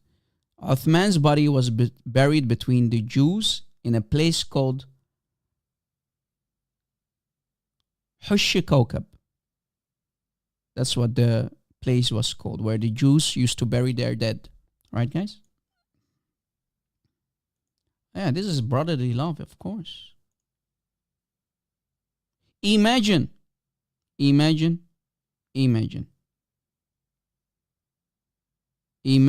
how much hatred the Sahaba had for one another. They refused to bury Uthman's body between the other Muslims. Imagine how disgraceful that was for a Muslim to be buried among the kuffar. La'natullah alayhim, right? That's what they always say. May Allah's curse be on the Jews. To bury the Caliph Uthman, the third Caliph of the Ummah, among the Jews. A Muslim Caliph, one of the 4 rightly guided Caliphs, to be buried between the Jews. Such an unbelievable hatred for this man. To bury him between the dead enemies of Islam. Because remember, the Jews are the number 1 enemy of Muhammad and Islam. The Jews, right? That's what they'll say. The Jews. And the Muslims kept screaming, Ya Na'fal, you fool old man. We butchered you, you fool old man. Saying and screaming at the dead body of Caliph Uthman. The butchered body of Caliph Uthman. Stupid old man. Foolish old man. I mean, leave the dead body alone, man. You already unalived him. You killed him. You assassinated him. You butchered him. You stabbed him to death. You need to hurl insults too? Let the man rest in pieces.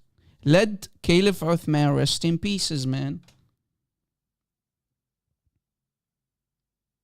And we read, guys, if we go to the Islamic books again, in Tarikh al-Tabari, volume 3, page 477, we read the story of Aisha. And we can find the story also in different books. When Aisha heard that the companions butchered Caliph Uthman, when she found out what happened to Caliph Uthman, she said, and I quote, I will never allow Ali to become the next Caliph. Remember, Aisha didn't like Ali. She didn't like Ali, and she didn't wanted that Ali would become their 4th Caliph after Uthman. All right? And she blamed Ali for the assassination of Caliph Uthman. All right? And she basically said, Uthman was killed while being innocent man, and I want retaliation for his spilled blood. I want a retaliation for the spilled blood of Caliph Uthman.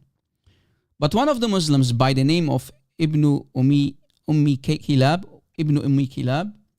rebuked Aisha. Now watch what happens, guys, because remember, Aisha was a hypocrite like her husband. The baby bride of Muhammad, Aisha, was nothing but a hypocrite woman.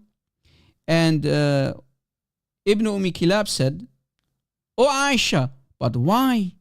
Why are you asking for retaliation for the spilled blood of Caliph Uthman? Why, Aisha? Wallahi, weren't you one of the first who asked for the killing of Uthman because he wanted your brother to be killed?" Remember, again, if you didn't pay attention, guys, listen carefully. Caliph Uthman ordered his brother in Egypt, when they're going to replace you with the brother of Aisha, Muhammad bin Abi Bakr, make sure to kill Muhammad ibn Abi Bakr and his supporters. So Aisha said, when she heard that, she said, "Go kill Caliph Uthman, and now you change your mind, ya Aisha? You hypocrite." In other words, you hypocrite. Didn't you say, ya Aisha, "Uqtulu na'thalan faqad kafar"? Didn't you say, ya Aisha, didn't you command your people to go kill Nathal, meaning Caliph Uthman, the old foolish man, because he became a disbeliever, because he wanted to kill your brother? Kill Uthman because he is a disbeliever. Didn't you say that, ya Aisha? Aisha then responded. Look at the hypocrisy of Aisha, guys. They said, and I said, so Aisha's now trying to look for excuses. They said, Aisha said, and I said, Aisha said, but the last choice is better than the first one. So yes, I did say that go kill Caliph Uthman, but I changed my mind, and the last opinion of mine is the one that I am, currently holding. So she changed her mind. Why, guys? Only and only because she didn't like the power to go to Ali. She had a huge grudge against Ali. Right?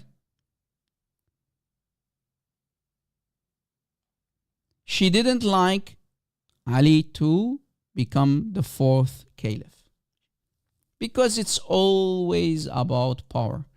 It has always been about power. Islam was always about power. It has nothing to do with religion. Who is going to be the next ruler of the Ummah? Who is going to be the next Amir al-Mu'mineen? Did you catch it? So Aisha changed her opinion because she must have discovered that the people want to choose Ali now, finally, as the fourth caliph of the Ummah. And we find this, guys, we can find this in many sources. Look, for example, here we have a Shia website. You know it, alislam.org, and I will put other books on the table as well. Look what it says. One of the most astonishing episodes in the life of Aisha, the mother of the believers, was her rapid change of attitude in the regards of Uthman. According to the Sunni, so the Shia guys on this website are quoting Sunni scholars. And in this case, Ibn Abi al-Hadid. Whoever reviews the book of history will see things clearly written that Aisha was one of the most staunch opponents of Uthman. Why? Because he wanted to kill her brother in secret, right? She was the first person to ever use the word na'thal. Do you see here the word na'thal? Foolish old man. Na'thal. Na'thal. You foolish old man. She called him that, and her brother used that word too towards Caliph Uthman because he was an old man at that time, right? And she called him, you stupid, foolish old man. In regards to when she said, "Uqtulu na'thalan."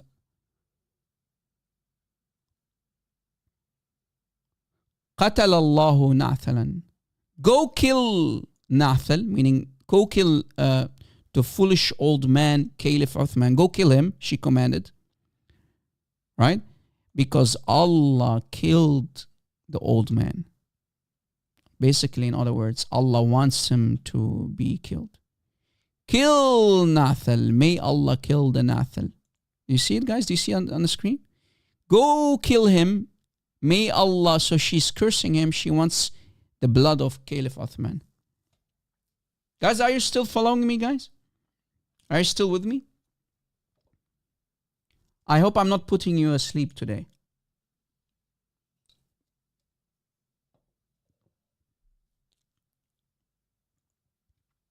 Should I continue, guys?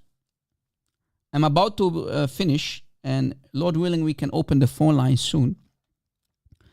So that's what Aisha said, guys. These are the words of Aisha which you see on the screen, right?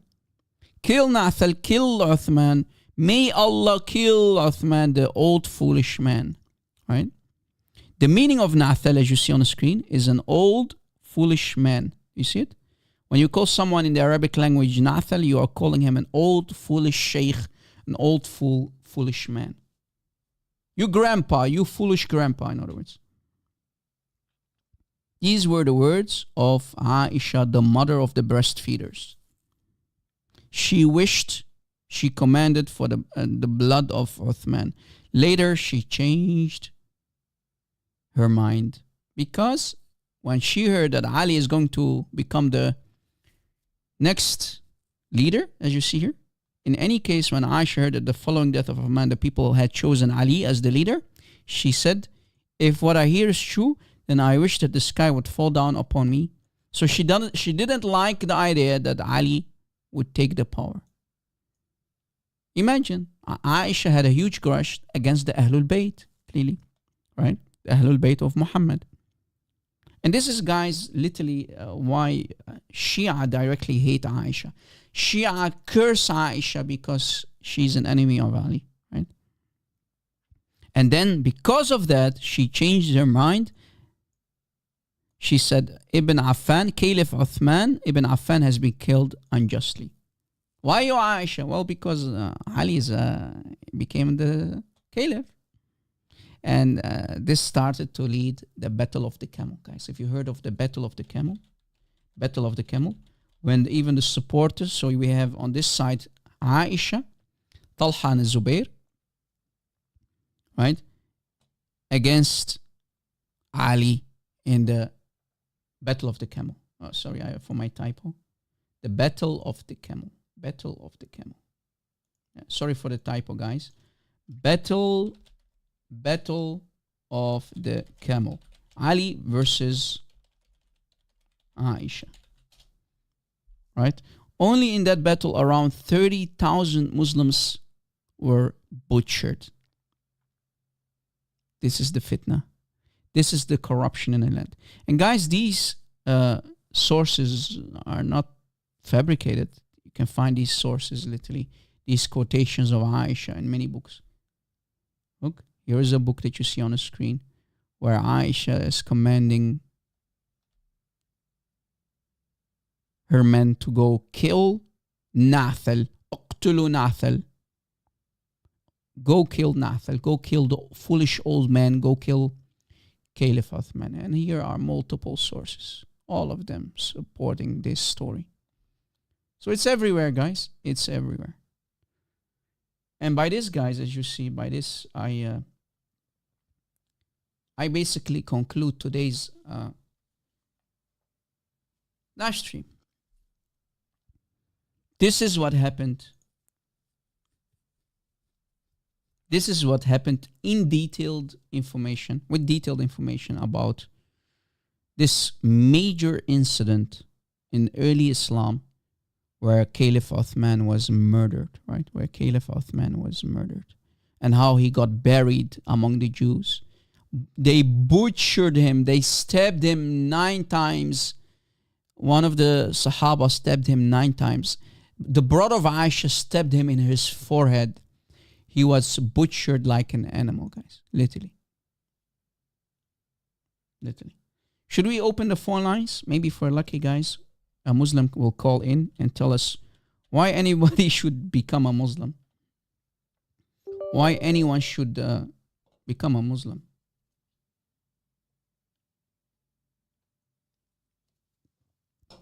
As I told you guys in the beginning of the live show, if we have time, we will open Skype, because I didn't want to be interrupted during this documentary, because this was a different kind of live show, as you noticed. But I hope, guys, you benefited, you enjoyed this series, and Lord willing, in the future, we might talk about other black pages in the history of early Islam. Maybe, Lord willing, we can talk about the Battle of the Camel as well, right? When the Sahaba used to pick up, the supporters, in this case of Aisha, used to pick up the camel shit and smell it. Ah, this is the smell of musk. This is the smell of paradise.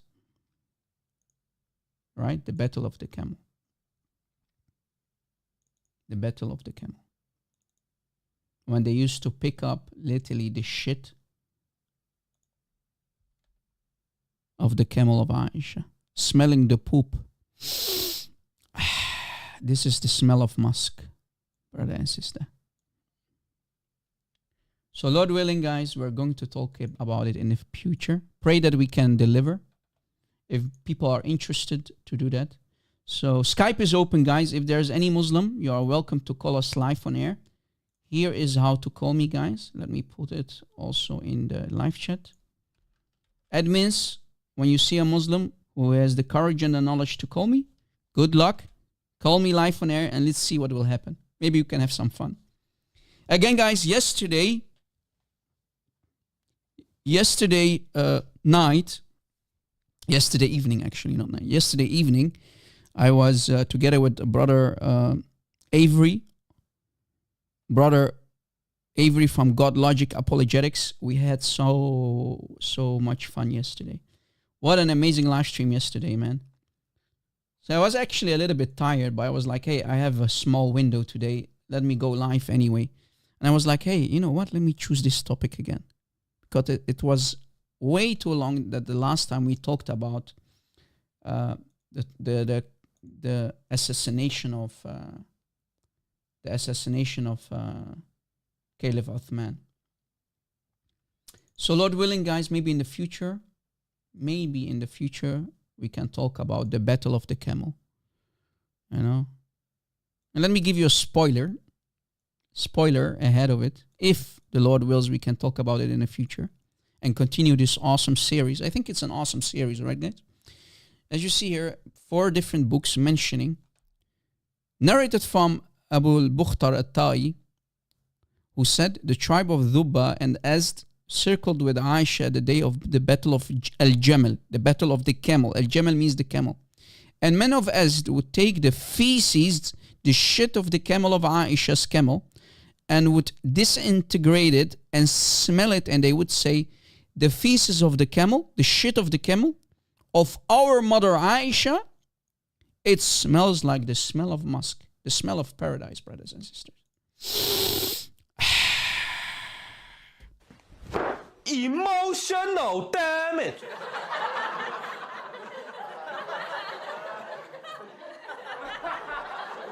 Do you see it? Brother, your Sahaba were filthy, man. The Sahaba were really filthy, man. Caveman, man. This is caveman mentality. These are not humans. Imagine, guys, if they are literally worshipping Aisha and her camel. What about the worship of Muhammad? You think Muslims don't worship Muhammad? If they literally worshipped the camel of Aisha and they even took up the crap and they smell it, what about what they used to do with Muhammad? The shit of Muhammad, the urine of Muhammad. Did you know that they used to literally cover their faces and bodies with the feces and the urine of Muhammad? Did you know that? And Muslims say we don't worship Muhammad. No, of course not. Who's the real God? Of course, Muhammad. Any Muslim? Skype is open, man. Muslims, you can call me on Skype. My Skype ID is the Rob Christian. Again, my Skype ID is the Rob Christian. You can call us live on air. Yalla ya akhwan. Da'a islamuna ya akhwan. Allah alayk ya Rob Christian. How dare you? How dare you? How dare you to talk in such a negative way about the Caliph of the Ummah, Caliph Uthman? I'm not the one. Don't shoot the messenger. I've been only reading. As you notice, we have been only and only reading what the Islamic books say about this black page. Any Muslim? Is there any Muslim? Yalla ya akhwan. Any Muslim? You can't make this up, man. Any Muslim? You know what, guys? I noticed that I'm unbanned. Let's see if people will join also on TikTok. I am finally unbanned, man. After 7 days. They let me out of the jail. Finally. Finally, it happened to me. Ooh, ooh, ooh. So let me open TikTok. TikTok, Rob. Open your TikTok, Rob. Just a second. TikTok, Rob. Finally, I'm out of jail of TikTok, brother. I can go live, brother. Sister, brother. Just a second, guys. Any Muslim, yalla ya akhwan, call me.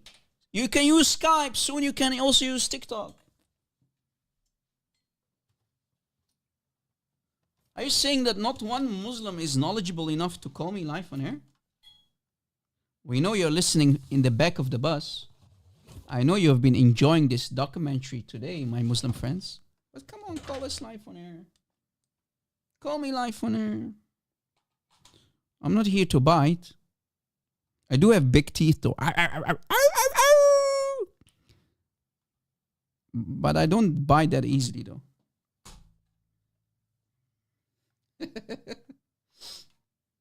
Yeah, sorry guys, I can't help myself. What can I do? Rob, you're not funny, Rob. Yeah, sorry guys. What can I do? Trying though. Guys, did you enjoy what we did yesterday to the Muslims on brother Avery's live stream?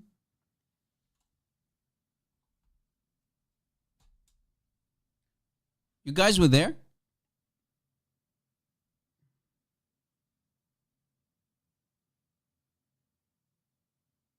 Let's see. Am I live? Yeah, I think I'm live.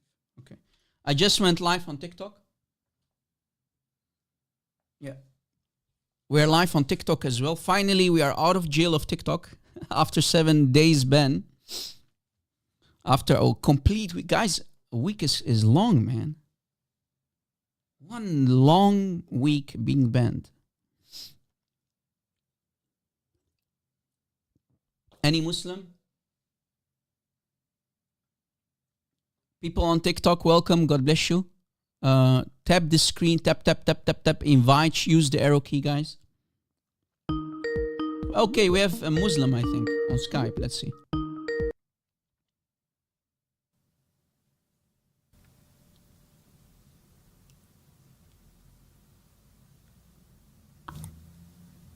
Yes.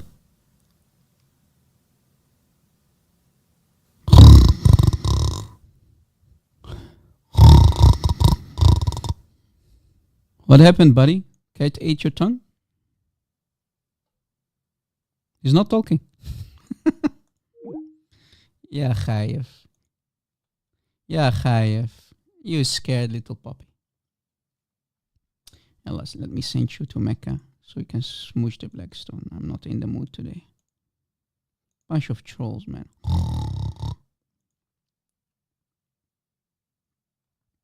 People on TikTok, welcome. I just started. I had a 7 days ban on TikTok on this account. So make sure to tap the screen, use the arrow key to invite people. If 10 people use the arrow key and invite people, that means by the end of the show, we have at least 100 people watching on TikTok. Right, guys? Christians? Let everybody know that Lord Christian is also live on TikTok, guys. Tap, tap, tap, tap, tap. Any Muslim? For the people on TikTok who just joined, our live show of today is about the killing, the assassination of Uthman. Any Muslim?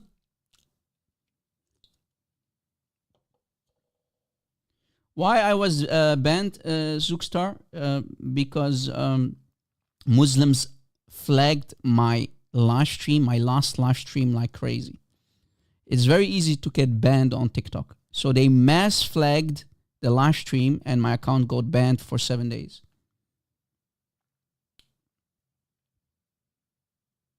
That's why. Because they want to silence us, and it's very, very easy to get you banned on TikTok. Unlike YouTube.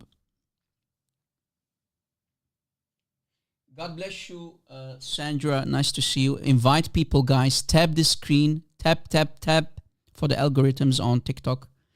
On people on YouTube, if you didn't already do that, make sure to smash the like button.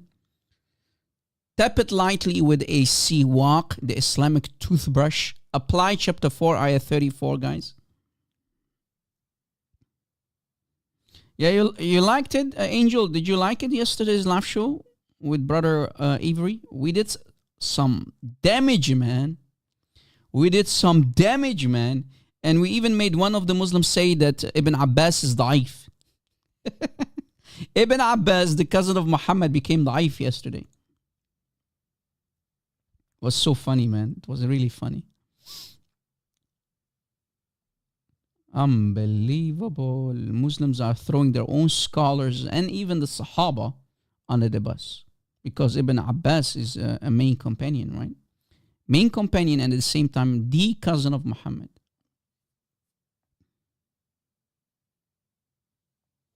Any Muslim who wants to come up? Any Muslim who wants to call in?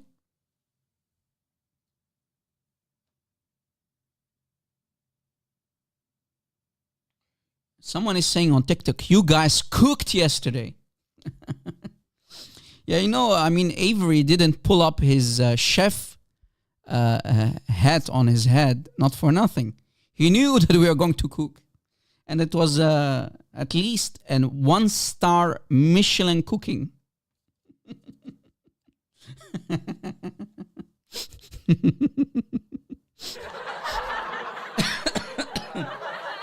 It was funny, man.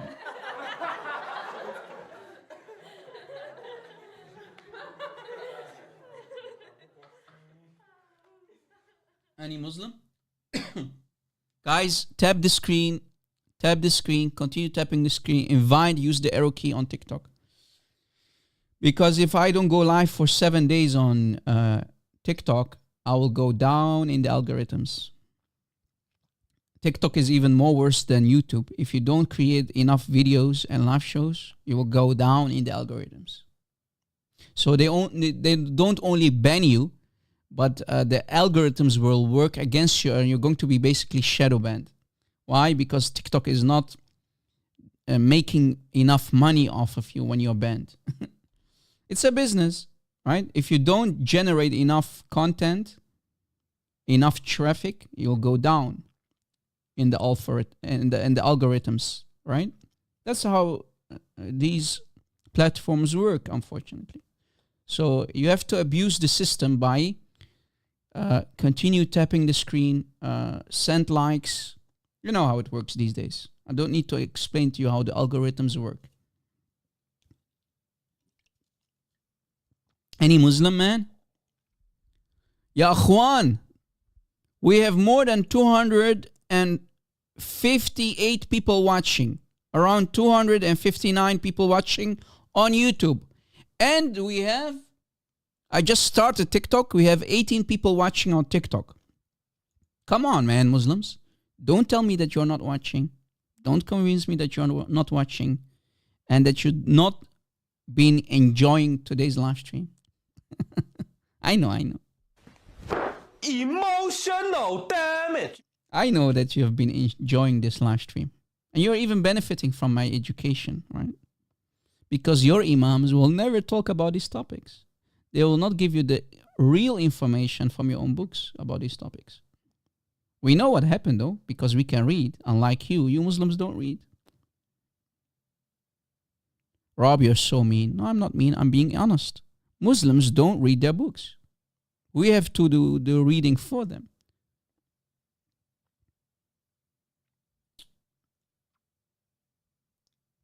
Any Muslim? يلا يا أخوان.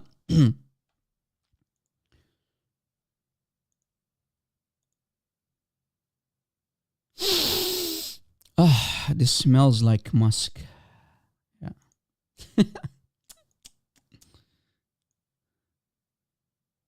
Guys, I told you before, if you're new to our channel, if you're new to our ministry, I told you before that the Sahaba used to do this. Please don't get disgusted. I hope you didn't eat yet. Benefits of drinking the number one of Muhammad. Wait, what? Yes, you heard it correctly. The Sahaba used to drink of Muhammad. I don't want to say the word because I don't want to get banned again. The Sahaba used to drink the number one of Muhammad. Rob, I'm sure it's daif. Come up and I'll show to you that it's actually daif. I think it's daif. What do you think, guys? People in the chat. Chat, you agree with me that this could be daif? That the Sahaba didn't do it? What the heck? Someone is saying, what the heck? Yeah, guys, look, the Muslims are creating literally website. They are so proud about the idea, sharing the wisdom behind the drinking of the blessed number one, the call of nature of Muhammad. Sahih. You think it's Sahih or Daif, my Muslim buddies? My Muslim friends in the chat who are listening, do you think this has truly happened? Or is it Daif? What do you think? Emotional damage.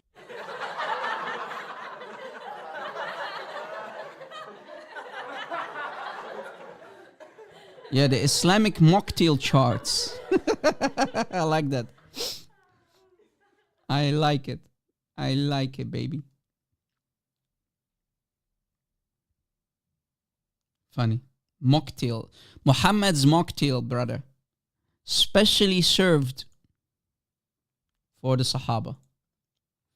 Brother, you can drink my number one. You're going to be blessed, brother. Zookstar, are you sure, man? Muslims will do it. I am sure the real practicing Muslims will love to taste the number one of Muhammad. If they can drink the of the camel, what do you think about Muhammad's? Look, let me actually prove that it's authentic.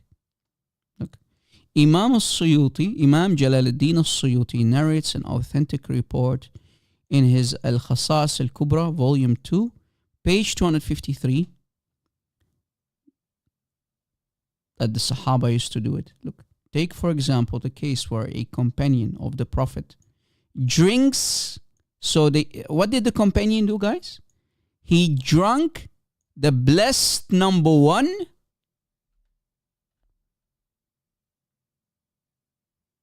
drinking the blessed number one only and only to discover that she has now been shielded completely from the fire of hell. Uh-oh. Uh-oh.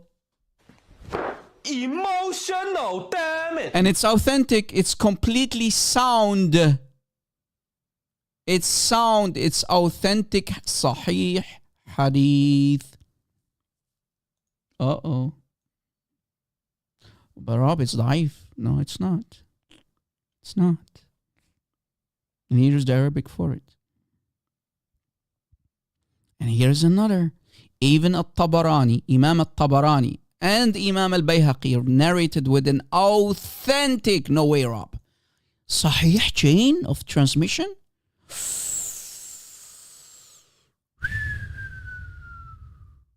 Look what it says. Let us read the story. Look what it says. From Hukaima, daughter of Umayma, from her mother Umayma, who said, the Prophet Momo had a wooden bowl. I think, guys, Muhammad had a sugar disease. What do you think, guys? I think I have to conclude that Momo had a sugar disease. What do you think? Why would you else keep a wooden bowl underneath your bed? But anyway, Muhammad used to have a wooden bowl in which he used to do number one, which was placed under his bed. Muhammad had a diabetes. Exactly. I have to conclude that Muhammad had diabetes. Why didn't Allah protect him from diabetes? Anyway.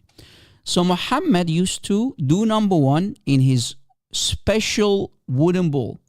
Guys, this was a special, okay? It's very special, brother. It was very, very special, guys. Special wooden bowl of Muhammad. Wooden bowl of Muhammad. And he used to do the call of nature in it. So when Muhammad one night, he did the call of nature in his special wooden bowl, one night he searched for it to do it again. To do it again. But did not find it. He did not what? He did not what? He did not find it. He did not find it? What happened? Who took it?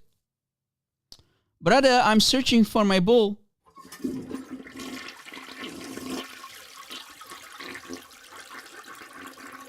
Brother.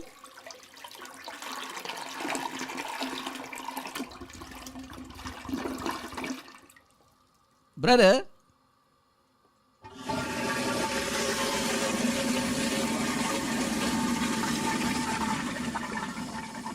Uh-oh. Sorry, guys, sorry for...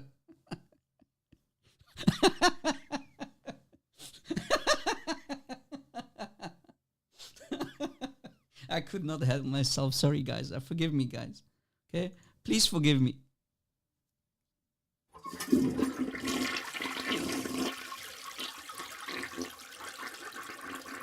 Sahaba, Muhammad is doing it. Come, quick.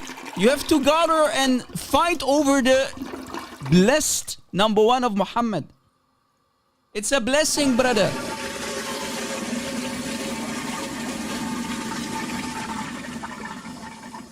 It's mine. Let me drink from it. Sorry, guys. Sorry, forgive me. So, just hide it. Ew, brother, ew. Ew, brother. Brother.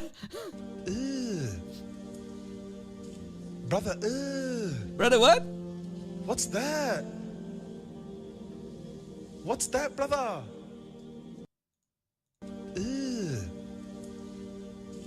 Brother, what's that?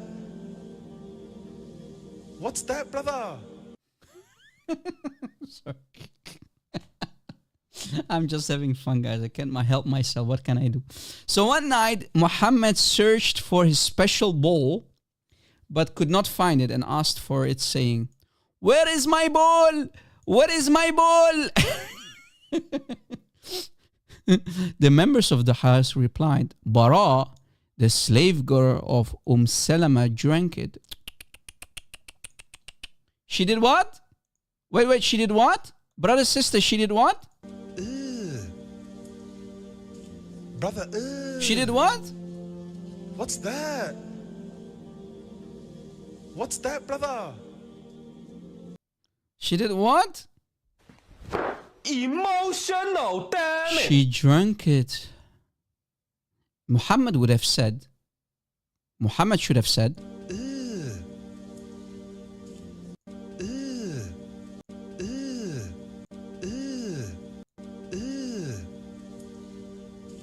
Brother, what's that? What's that, brother? so instead Muhammad said, Surely Bara had protected herself from the fire with a great wall. You filthy, disgusting, fake, false prophet. You like it that the people are worshipping you, right, Ya Muhammad? You like the idea that the people are worshipping you. They even drink your number one, Ya Rasulullah. And Muslims are proud. They are creating websites about your number one. Do you see it? Benefits of drinking the blessed number one of Muhammad. By the way, holy with an E in the middle. They forgot to put the E here, right? Holy with an E, okay? They forgot to put the E there, right? The E. It's a typo, guys. You know, it's a typo. And by the way, again, it's an authentic, sahih report. It's not daif. Drinking the number one of Muhammad is authentic report, narrated in multiple books, in the book of Imam Jalaluddin al-Suyuti, al-Tabarani, al-Bayhaqi. These are giant classical scholars mentioning that the chain of narration is sahih. Rob, can you give us the link? Oh, yes, I can. Yes, I will. Here in the chat on YouTube. Go fetch it. Go get it. Any Muslim?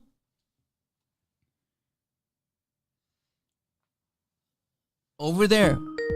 I'm sure you're going to drink it too, right? Over there. It's a blessing, Rob.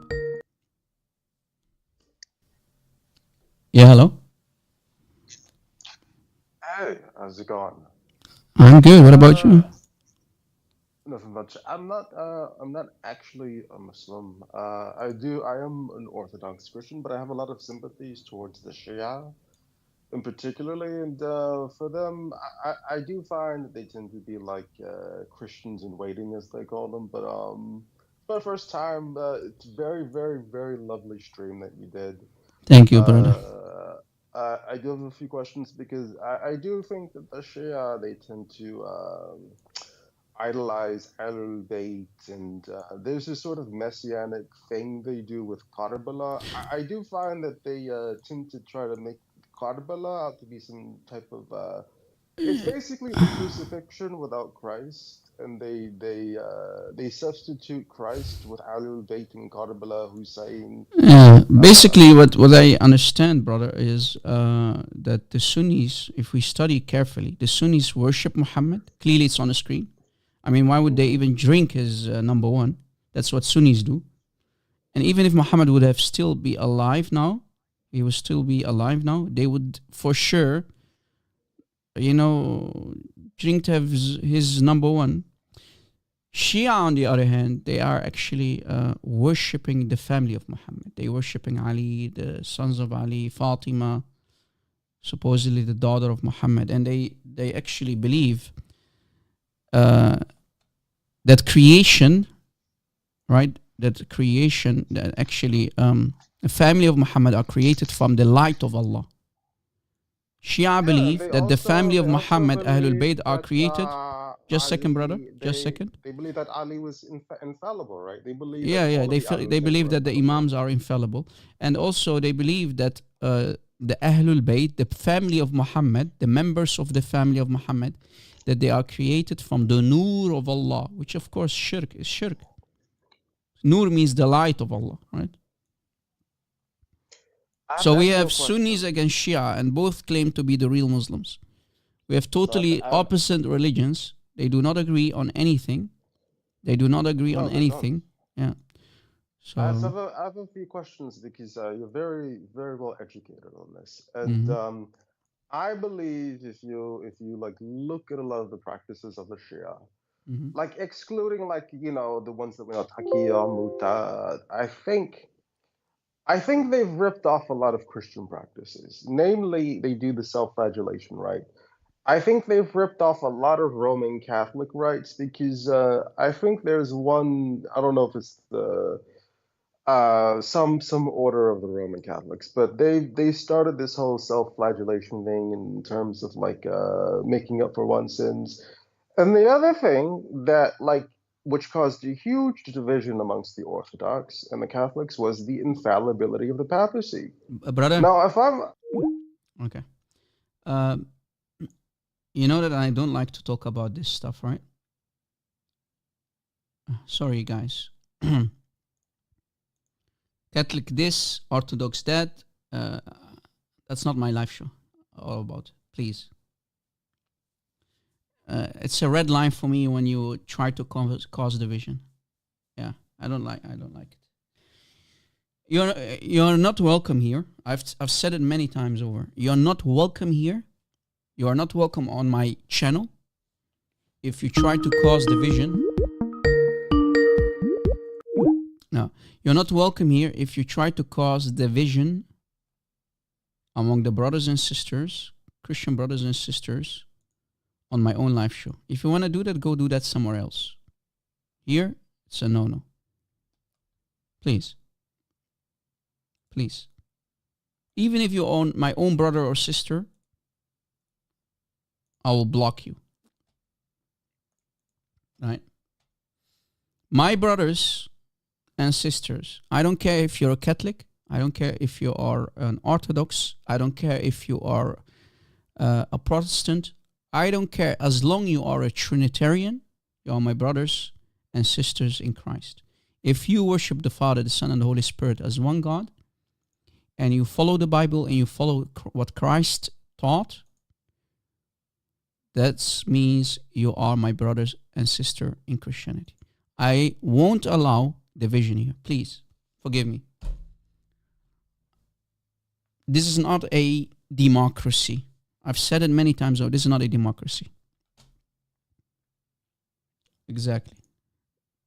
I will not allow any division to happen here on my channel. All right. I want Muslims to call in, guys, if you don't mind. Any Muslim? Could be Juliet Abraham. I don't know. Nice to see you guys. I don't know. Maybe. Ma nidri.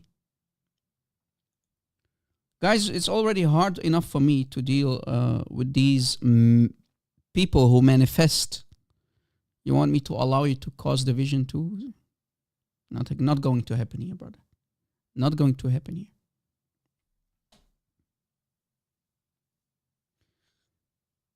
Yesterday, man. Yesterday was awesome, man. You know what? Matter of fact, let me play a small part of the YouTube stream yesterday that I was on with Brother Avery. Man, we cooked. We did some nice cooking, man. We did some nice cooking, man. Right now, children in Gaza worry about... Yeah, all these children. Yeah, if you don't attack the Israelites, this is not going to happen to you, man. Let's see. Avery, let's see. Let me change the screens. All right.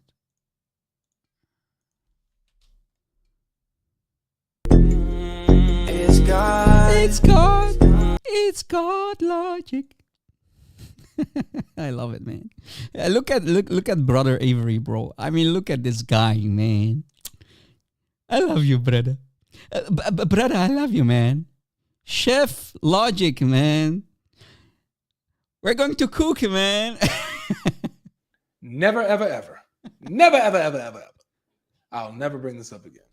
All right, so this won't be as long as yesterday. Yesterday, you know, I didn't stream on Monday, so I tried to make up for it Tuesday, yesterday. Now we're back on schedule, so this will only be, this won't be that as long. It's actually going to be quite shorter, you know, an hour and 45 minutes, 2 hours. I got somewhere to get to. But here it is. Here is the link. And I got a couple brothers who's going to join me on this. And maybe they can do most of the cooking because I feel like sitting back. All right, I've been cooking all day on TikTok. All right, but here you guys go, man. Here's the link. Chef Logic. So it's for the mu'mins, for the mu'minums to join. Only if you're a mu'min, go ahead and hit that link. If you're not a mu'min, I was laughing that so link. hard yesterday, man. fair enough. All right, it's pinned to Rob and Sil, so you guys can go ahead and click that link in on YouTube. That's where the link is in the comments section. Oh, my 12-year-old little brother's back. Shout out for the super sticker. Thank you so much. Look who we got here, y'all. Who's that, Cap? What's up? What's up? God bless. Look at who it is. It's your fellow kafir in the house. God bless you. God bless, Rob. You sound mellow. You sound chill. You sure you're in one of those moods? Yeah. I like your topic, that's why. Nice. You know what I'm saying? I gotta accommodate, man. I try to make everybody, everybody happy here. Ooh. What up, Sil? King Sil in the building. What's going on, brothers? God bless you. Thank you for having me over here, God Logic. Of course. And God bless everybody that are watching. And we hope you guys like this show. It's gonna be interesting, man. Oh yeah, it definitely is. Now for the people who may not know who you guys are, man, some people may not know you, Rob. They might have been under a rock for a couple of years. Where can they find you, man? What's your channel? What you do? Just type in Allah's worst enemy and his messenger, and you'll find me. All jokes. I just type in Rob Christian.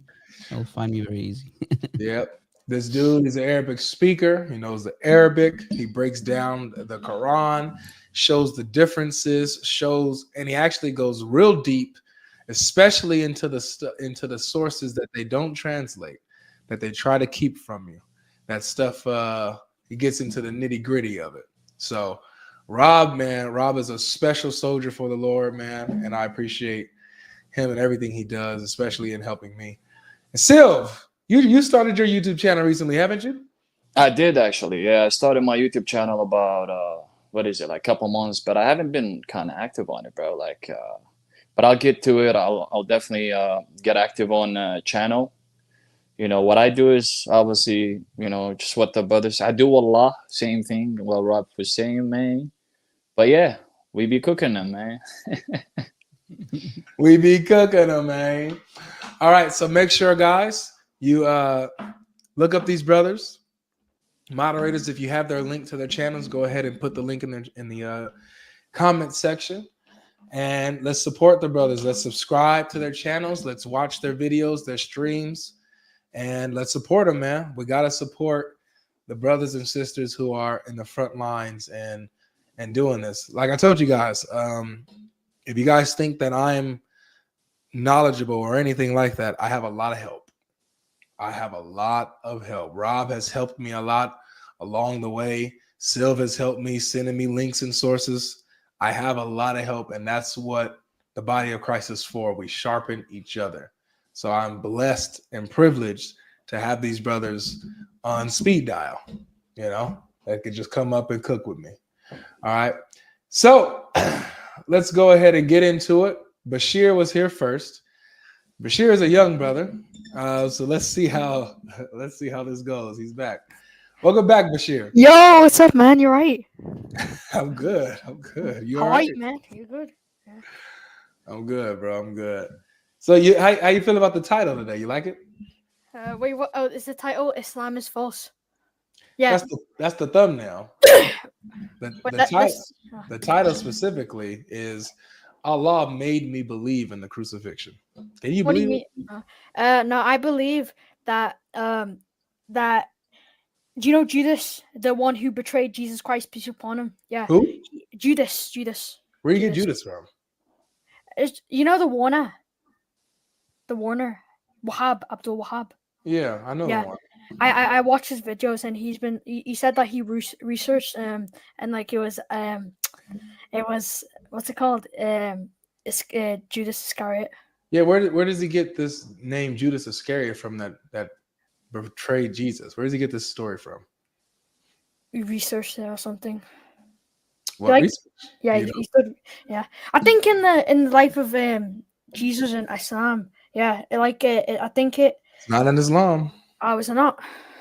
Well, it says that he, before the person who was crucified, Allah took him. Yeah, but where do you guys get this idea that Judas took his place, or that there was a guy named Judas Iscariot at all? Where do you guys get this from, that Jesus was betrayed by a guy named Judas? Where's that come from? I got it from Abdul Wahab, the Warner. Where does the Warner get it from? Because he doesn't know anything. Where does he get it from? He said he researched it. You want to know where he got it from? I can tell you. Oh, please do. The Bible. The Bible. Yeah.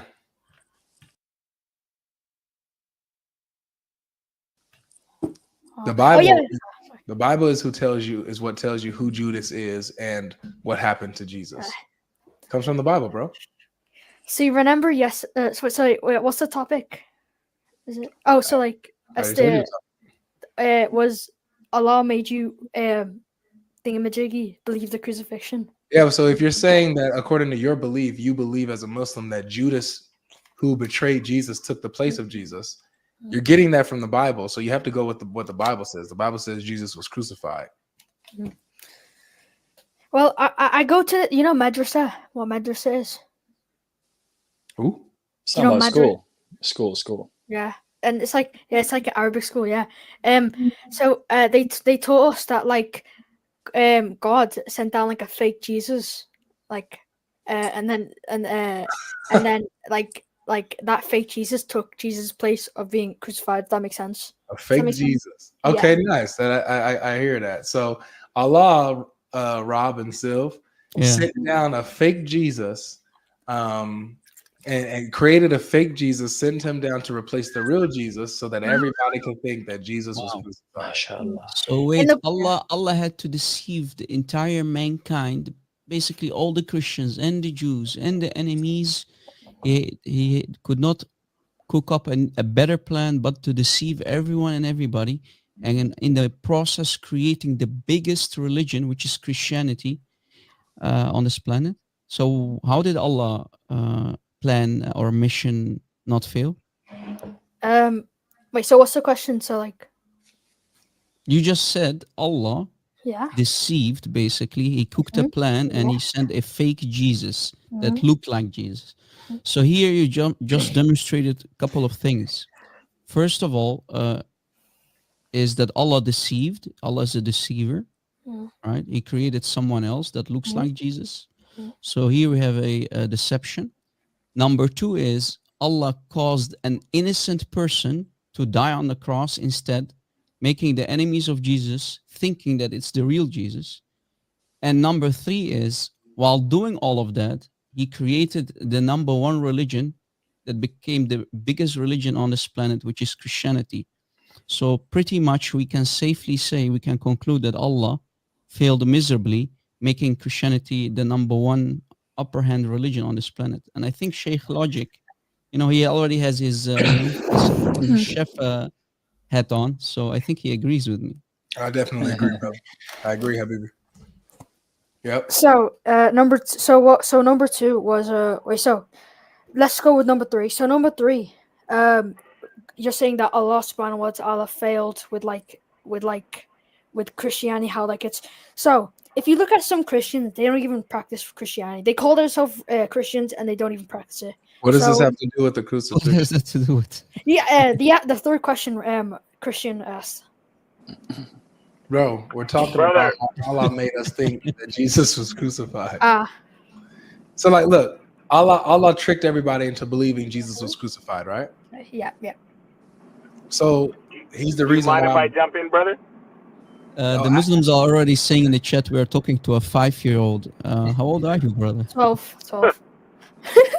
That's 12. So basically, if I don't know if the brothers read Ibn Kathir, but basically the Hawariyun, the helpers of Isa alayhi salam, they knew he made mashwara with them, and they had a talk, and he asked the stories in Ibn Kathir, if you want to look it up, also reported by Qatada, who of you would like to come and take my place, in this, because the Jews and the Romans will not stop hunting me until someone is found and killed. So a young man came up, and then he said, he asked again, he's like, you're too young. Then he asked again, he said, yes, I will do it. Then for the third time, then Isa alayhi salam, the son of Mary, he said, okay, go ahead.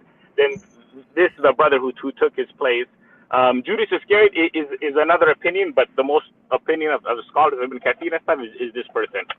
Yeah, but brother, the problem is we still have an issue. Allah allowing another innocent man to die on Jesus, making your Jesus, Isa, so that people don't get confused. We're talking about the Islamic version of Jesus, who they call Isa. Allah literally allowing an innocent man to die instead of Isa, only trying to save Isa from dying on the cross. So still we have a problem to deal with. You have a problem to deal with. Allah came with a deceptive plan, so we have a deception from Allah. And then an innocent soul had to die on the cross instead of Isa to only save Isa from the hands of his enemies on the cross. And number three, in the same time, making everybody believe that Jesus died on the cross, right? Making Christianity the number one religion till today. So what are we going to do now? Actually, brother, I would like to appreciate the fact. I would love to contend with that. Now, Christianity only became very popular at 300 AD. Constantine, after he wiped everyone out, that's when Christianity, your Christianity today, the original Christianity, the Nazarene, the Ebionites, the first century was not popular at all. Maybe in the thousands, but when obviously Constantine took over, and then they had the Nicene Creed after that. Sheikh Logic, did you hear the Ebionites are the original Christians? I didn't say they're the original Christians. I'm saying they lived during the first century. I don't know about the original, but they were one of the prominent Judeo-Christian sect in the first century. But your view of Christianity came 300 AD. This very specific Nicene Trinity, the Father, Son, co-equal, co-eternal. This very specific creed that you guys follow today. After that, Constantine killed everyone off. So how do we know what they followed pre-300? Brother, you still failed. Just a second, brother. You still failed to answer the three disasters that your Allah made for everyone. Again, Allah just means God. It's Allah in general. And my Allah. Go ahead. You have to agree with me that Allah deceived. He tried to deceive the enemies of Christ. Your Christ, not your Christ. So basically, he tricked everybody. Yeah, he tripped everybody. That's number one. Allowing an innocent man to die on the cross, according to your scholars, another person was put on the cross instead of Isa to save Isa from dying, and Allah then took him up, and he's now with him, according to chapter 3, ayah 55. Then we have also the last but not least, while doing all of that, he allowed Christianity to prosper, and it became the biggest religion on this planet until today. And even if you read chapter 3, ayah 55, it becomes even more horrible, because it says, until judgment day, the Hawariyin, the helpers of Jesus, the disciples of Jesus, the followers of Jesus will be...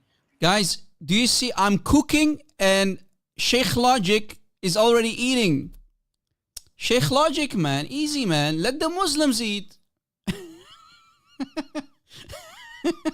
We are cooking and this guy's already eating. God Logic, you a narcissistic kafir. Sorry, guys. The upper hand until judgment day. So we have a problem. Exactly. And not only that, if we actually go further with what the brother actually mentioned, 355, if we go even to Tafsir of Ibn Kathir, we can see that it's clear as a daylight. Even the Mufassirin said, according to Ibn Kathir, says that Jesus had an actual death, and his death, he died for 3 days and resurrected, and Allah left him up. Yeah, it's not only that. If you allow me to take the screen for a second, if I can share my screen, brother, God Logic. Yeah, you can. Whenever I see it. Yeah. All right. How do I do that? How can I share my screen again? Push present. It should be a present. Yes, I see it. Okay. Share screen. Okay. Share screen. Make sure you guys are hitting the like button too, by the way, guys. This is a good one. Make sure you guys are hitting the like button. I'm looking here. We got 1,200 people watching. Barely 300 likes. Let's get the likes up. There should be 1,000 likes right now, man. Let's get the likes up. Come on. Unless you secretly kiss a black stone. So, for example, guys, let me make the screen bigger. Look, pay attention, Omar, and also Bashir. Look, if we go to chapter 46, ayah 35, it's talking about the messengers of Allah, the prophets of Allah, right? If we go to the tafsir of this ayah, and specifically tafsir of Al-Qurtubi, look, tafsir Al-Qurtubi. This is the government website of Saudi Arabia, right? The government website of Saudi Arabia, tafsir Al-Qurtubi, okay? For the same ayah, same chapter, so chapter 46, ayah 35, Surah Al-Ahqaf 35, we see a very, very interesting point. Talking about this messenger, it says, وَمِنْهُمْ مَنْ صُلِبَ عَلَى الْخَشَبِ حَتَّى مَاتٍ. If we copy this part that you see on the screen, this highlighted part, and we put it in Google Translate for you to give you an idea, because I think you don't speak Arabic, look what it says. Some of them, meaning the messengers of Allah, some of the prophets of Allah, were crucified on wood until they died. Wow. Can you tell me who these prophets are? Can you name some? Which prophet of Allah was crucified? Name me one. And died on the cross. Which one was that? I mean, you believe that Isa alayhi salam, Jesus Christ, peace be upon him, died on the cross. But like, well, that's what Tafsir Tafsir Al-Qurtubi says for this chapter, this ayah. Some of them were crucified. So some of the messengers of Allah were crucified on wood until they died. وَمِنْهُمْ مَنْ صُلِبَ عَلَى الْخَشَبِ حَتَّى مَاتٍ. So, like, what are we going to do with this tafsir? Can you name some prophets that like died on the? I'm asking you. You should not ask me. I'm the Christian. I know who that messenger is. We know the answer. I want you to answer, my Muslim friends. Who is this prophet? Name me one prophet in the history of all prophets who came from God. Which one died on the cross? Which prophet was crucified and died on the cross? Answer me. None of them. So Al-Qurtubi is giving false tafsir for the ayah? Is that what you're saying? Some of them were crucified on wood until they died. I'll make it even more better for you. If we go to Sahih al-Bukhari, it will become even more interesting. But keep that in your thought. Bukhari 69:29. Read with me. Narrated Abdullah. As if I'm looking at the Prophet while he was speaking. So Muhammad, this is Muhammad, your Prophet. So Muhammad was talking about one of the prophets of Allah whose people have beaten and wounded him. Pay attention. Prophet, there was a prophet who got beaten and wounded by his own nation, and he was wiping the blood of his face and saying, "Oh Lord, forgive my people as they do not know." Who could that be? I think it's Muhammad. Because What? his family Muhammad? Muhammad. It says Muhammad is talking about another prophet. Yeah, Muhammad's talking about somebody else. Literally, it says, as if I'm looking at the prophet. So Abdullah is looking at his prophet Muhammad. And Muhammad was talking about one of the prophets. So he's talking about other prophets whose people have beaten and wounded him. And he was wiping the blood of his face and saying, "Oh Lord, forgive my people as they do not know." This is not talking about your prophet, because your prophet is telling a story about different prophets. So so if we combine this hadith, 1 + 1, this hadith in Bukhari, and the tafsir of Al-Qurtubi, where it says that some of the prophets were crucified on wood until they died, who could that prophet be? Isa, Jesus. This is some of Jesus, thank you. multiple prophets, right? Crucified. That sound like If this is some, it would mean multiple prophets, right? So which prophet was it? Bashir, thank you for your honesty. This is Jesus. So you see, and this is, if this is not enough. Can you hear me? Hello? Yeah, just a second, brother. Just a second. I have a question. Yeah, Why but just a second. Just a Okay, second. okay. So if we go to Ibn Kathir to combine three, you know, the Trinity. If we go to Ibn Kathir for chapter 3, ayah 55, look what Ibn Kathir says. Look what Ibn Kathir says. Look. وقال علي بن أبي طلحة عن ابن عباس إني متوفيك in chapter 3 ayah 55 I am causing you to die أي مميتك causing you to die. And we go down, look what it says. Look what it says. وقال إسحاق بن بشر عن إدريس عن وهب. So after the from, Allah caused Isa to die for 3 days. Allah caused Isa to die for 3 days. Then he resurrected him. Then he took him up to himself. Look, let me copy this part. This is Ibn Kathir explaining actually that Jesus did die. Is this authentic? Sahih. Look, it's Ibn Kathir.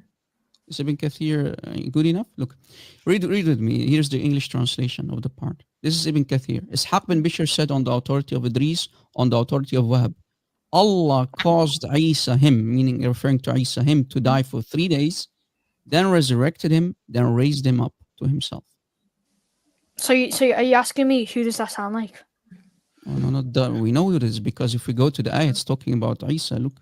Yeah, Let me go to the ayah so you can see it with your own eyes. This is the tafsir for the following chapter, chapter 3. Let me choose the correct translation. Chapter 3, ayah 55, Surah Ali Imran. I want you to read it this time, brother. Read it what it says on the screen. Recall what time Allah said, "O Isa, verily I shall make thee die and Wait, what? She'll make thee what? Thee die. There you go. And I'm lifting these to myself, and I'm purifying thee from who disbelieve, and shall place those who follow thee above those who disbelieve until the day of resurrection. Thereafter unto me shall be the return of you all. Then I shall judge between you of that wherein ye were wont to differ." So wait, Allah did what? Allah made Isa die.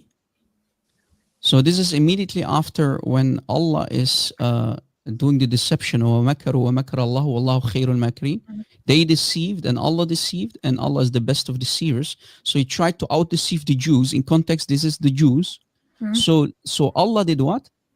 What Allah is saying, you Jews did not do it. I made Isa die. I shall make thee die. And I'm lifting thee to myself. So we have two things here.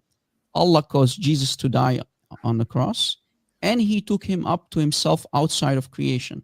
Because it says, I took thee to myself. Where's Allah? Outside of creation, right? What are we going to do now? I'm lifting thee to myself. Yeah. So if we go back to Ibn Kathir, agreeing that Allah caused him to die for 3 days, which agrees with the Bible, with the New Testament, then resurrected him, then raised him up. What are we going to do? You Muslims have always tried to convince us that it never happened. So Sheikh Logic, what are we going to do with all of these stories that we can find in the Islamic books? I mean, the only thing we can do, man, is say Subhan Yeshua, man, for saving us. Subhan Yeshua. So I still didn't get the answer. Some of them were crucified on wood until they died. I want, Bashir, you were honest moments ago, but I want the others to be honest as well. Which prophet was crucified on the cross in the history of all prophets and died from the crucifixion? Jesus. Thank you very much. That's right, Bashir. Beautiful. But who documented it? Just to add up to my brother Rob Christian was saying as well. Guys, do you see how Muslims, when they are cornered, they have no other option but to agree with us?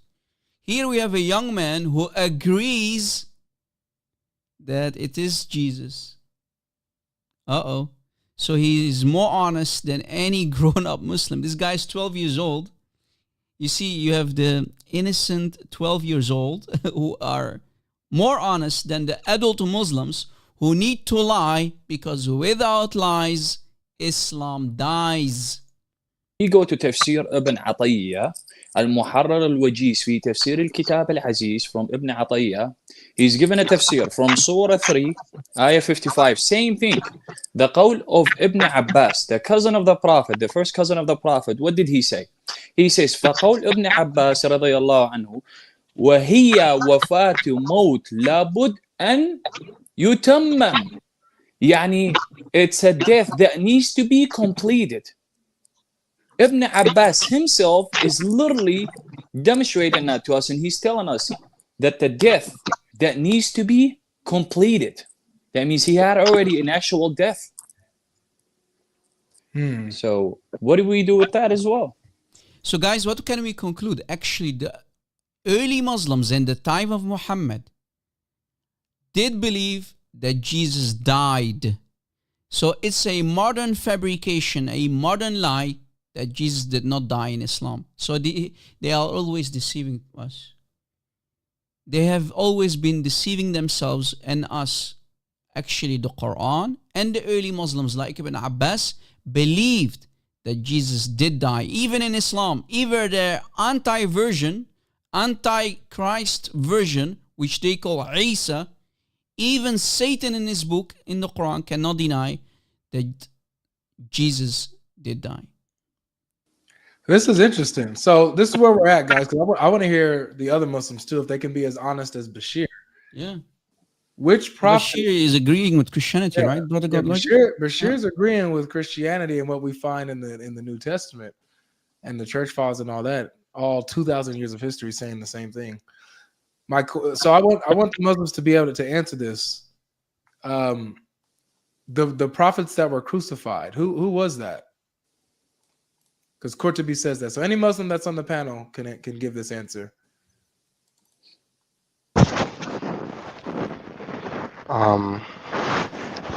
So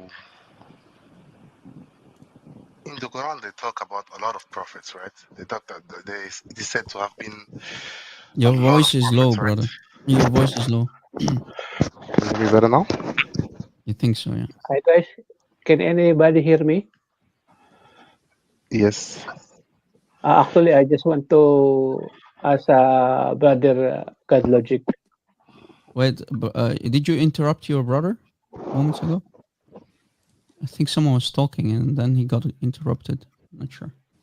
Yeah, so the question is, according to Qurtubi, he mentions how there are prophets that were crucified. Yep. The question is, which prophet was crucified?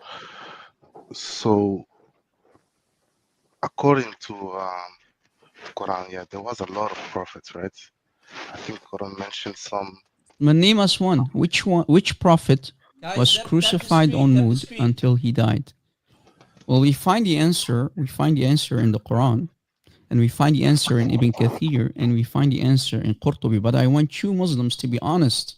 Else you have to say that the scholars don't know what they're talking about. That we are talking about classical scholars and Allah Himself in His Quran saying that Allah caused him to die and lifted him to Himself in chapter 3, ayah 55. I don't agree with the interpretation of the verse that you showed earlier. So you know better than Ibn Kathir and Al-Qurtubi, okay? I mean, I don't know what this guy is talking about, but that's not what I understand from reading this verse. My friend, your Allah says He caused Isa to die. He caused Isa to die, and then He lifted him to Himself. So did Jesus die according to Allah? So you're talking about Quran. Surah 3, verse 55, right? Yes. إِذْ قَالَ اللَّهُ يَا عِيسَى إِنِّي مُتَوَفِّيكَ وَرَافِعُكَ إِلَيَّ. I am causing you, O Isa, to die. The word is die, and I'm lifting thee to myself. So, in the translation I'm reading, it is saying, remember when Allah said, "Oh Jesus, You have a bad. I can't hear you, man. Wait a second. Yeah, fix your. Is it just me, God Logic, or no? It's. I hear it too. It's a lot of fidgeting, a lot of movement. It's slow. Better now? Are you jogging, brother? Are you outside jogging or something? Not even. Can you hear me better now? Yeah, go ahead. So just don't move as much. Okay. So in the translation I'm reading, it is saying, remember when Allah said, "Oh Jesus, I will take you and raise you up to myself. I will deliver you from those who False disbelieve." translation. Then, okay. You know why? Because it says inni mutawaffika. What is the root word of mutawaffika, brother? What is the root? Waw fa ya, which means death. And even Ibn Abbas, look, don't tell me you know better than Ibn Abbas, because Ibn Abbas, the cousin of your prophet, said in the ayah, the explanation of the ayah in Ibn Kathir, ayah 55, it says, وقال علي بن أبي طلحة عن ابن عباس. So Talha, Ali ibn Abi Talha from Ibn Abbas. So Ibn Abbas explains the ayah, إني متوفيك, in chapter 3, ayah 55. This is this part here, إني متوفيك, I am causing you to die.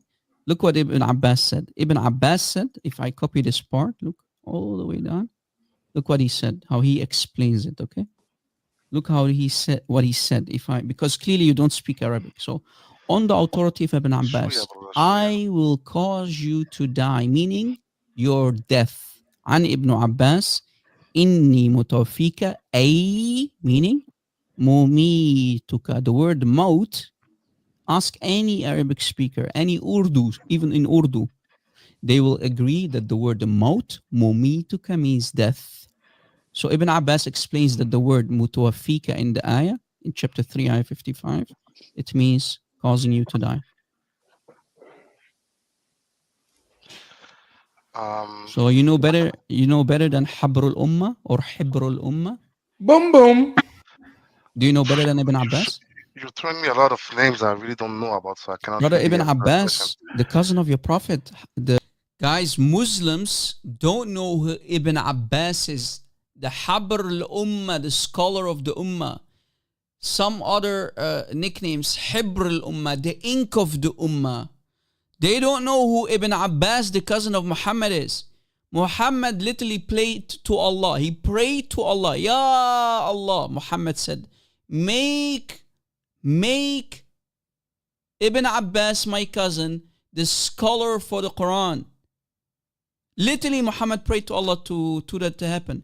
So if Muhammad prays to Allah, Allah must immediately accept it, right? So all scholars agree that the number one authority on the Quran, explaining the Quran, is Ibn Abbas. And Ibn Abbas believed that Jesus died. He said about chapter 3, ayah 55, about chapter 3, ayah 55, that it means death. Mutawaffika in chapter 3, ayah 55 is mumituka, is the verb. Mumituka is the verb of maut. And everybody knows, who knows a little bit Arabic, knows that maut is death. So the early Muslims did believe that Jesus died. Boom, boom.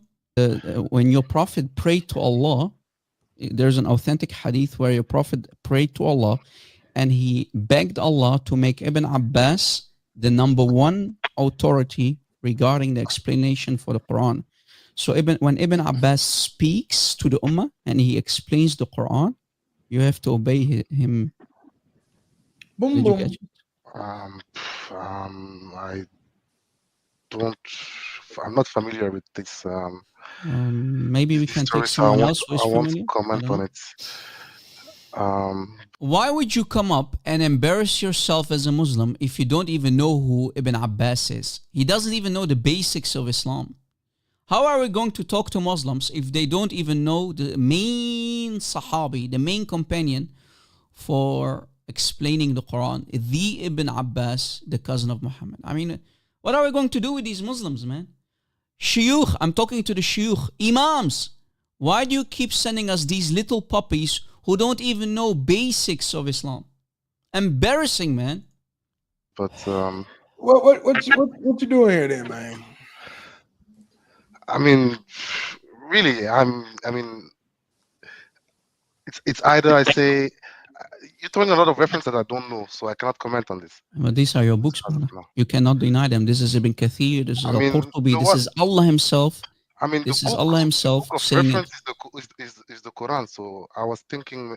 So you're Quran only, brother? Are you Quran only or are you Sunni Muslim? I'm Sunni, but the reference you're talking about, I'm not familiar with those. Well, then maybe it's time to do some investigation, brother. You know, I'm saying this out of respect. Do some investigation. And when you did some investigation, come back because I can show this also from Bukhari. Don't tell me you don't know Bukhari. Have you ever heard of Bukhari? Yes, I've heard the name, yes. Look in Bukhari if you can find the same. Look, guys, I will stop the video.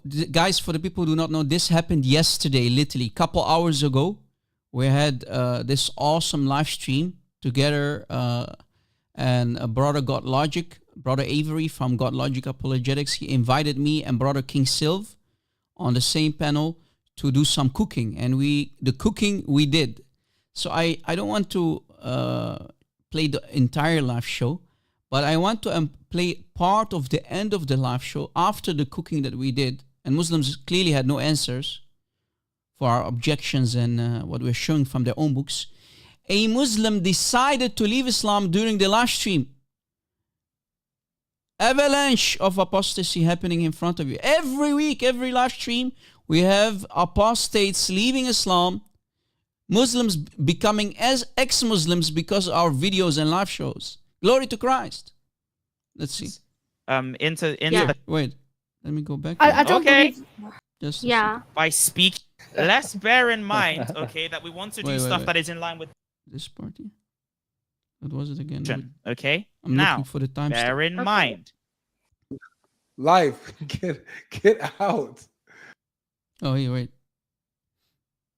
Adil, let me copy his name. Adil, God Logic. Adil Sheikh says, at God Logic Apologetics, I'm leaving Islam. Thank you, Rob Avery, and wish you all the best, Bashir. It's me, Adil Sheikh, who is on the panel. That's all I want to say. So we. Oh wow. Because of this live show, he left Islam. Did he want to come up? Hold on, I'll make room for you. This propaganda is not working anymore. Just trust me. Guys, we have here this little half-brained in the bottom, Lana. She wants to interrupt the fact, and she calls it propaganda, that her fellow brother in Islam became an ex-Muslim live on air, and she doesn't like it that we bring him up to talk. She doesn't like it. Of course she doesn't like us to show that there are Muslims who are leaving Islam because of our live shows. Yeah. Shut up while we praise God. Yeah, about shut up, you half-brained woman. Dark, fake pagan religion. I'm Can gonna you make highlight room for his you. name, brother? Is it possible? It's I don't even see the comment. This is Adil, let me copy his name. Adil, let's see, Adil. Go ahead and make some room here. Was it the guy that we were speaking to earlier? He was on the. We didn't speak to him earlier. He was on the panel though, but he didn't get a chance to say anything yet. Let me put his name in the chat again. Look, this is his name. Rajesh says, if this is true, astaghfirullah, I'm leaving Islam. Wait, Rajesh, you're going to leave Islam too? Rajesh, why are you leaving Islam, Rajesh? We have a guy on the chat. Right here, right now, guys. He wants to leave Islam too. So not only Adil, Sheikh, or what is his name? Adil, who left Islam yesterday. We have someone literally now on YouTube in the chat. His name is Rajesh, 64, who wants to leave Islam. Astaghfirullah, I'm leaving Islam. You want to come up, buddy? You want to call me live on air? Let me highlight his name just a second. Rajesh. Are you with me, brother? You want to leave Islam? Why?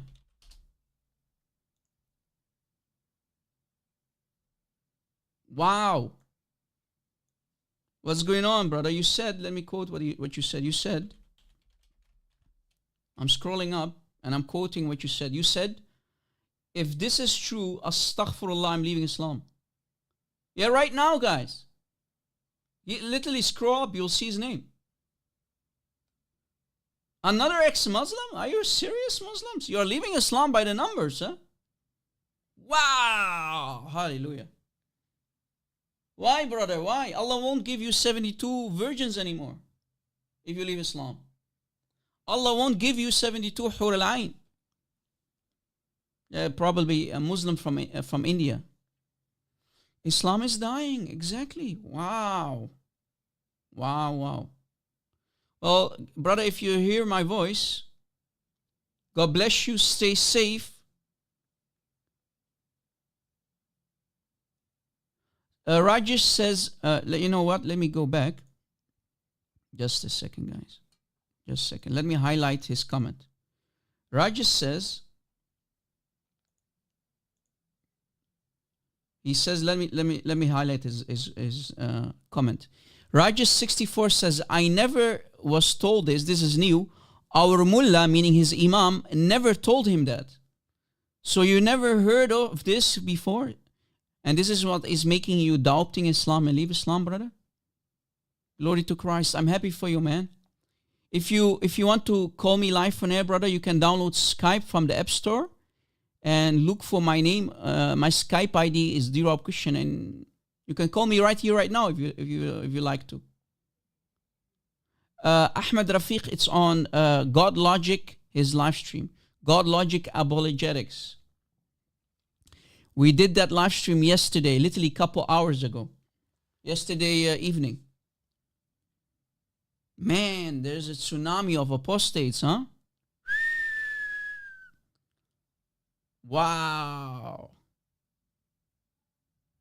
Wow, wow, wow. I love you too, man. Ahmed Rafiq, I love you too, man. Are you an ex-Muslim too, brother? Woo! Muslims are leaving Islam left and right.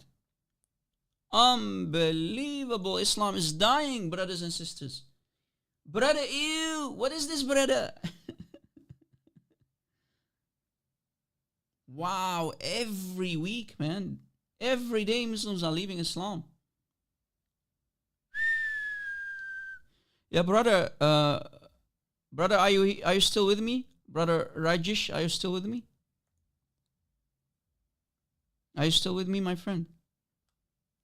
Literally, this is what your books are saying. Yes. Ibn Abbas believed that Jesus did die.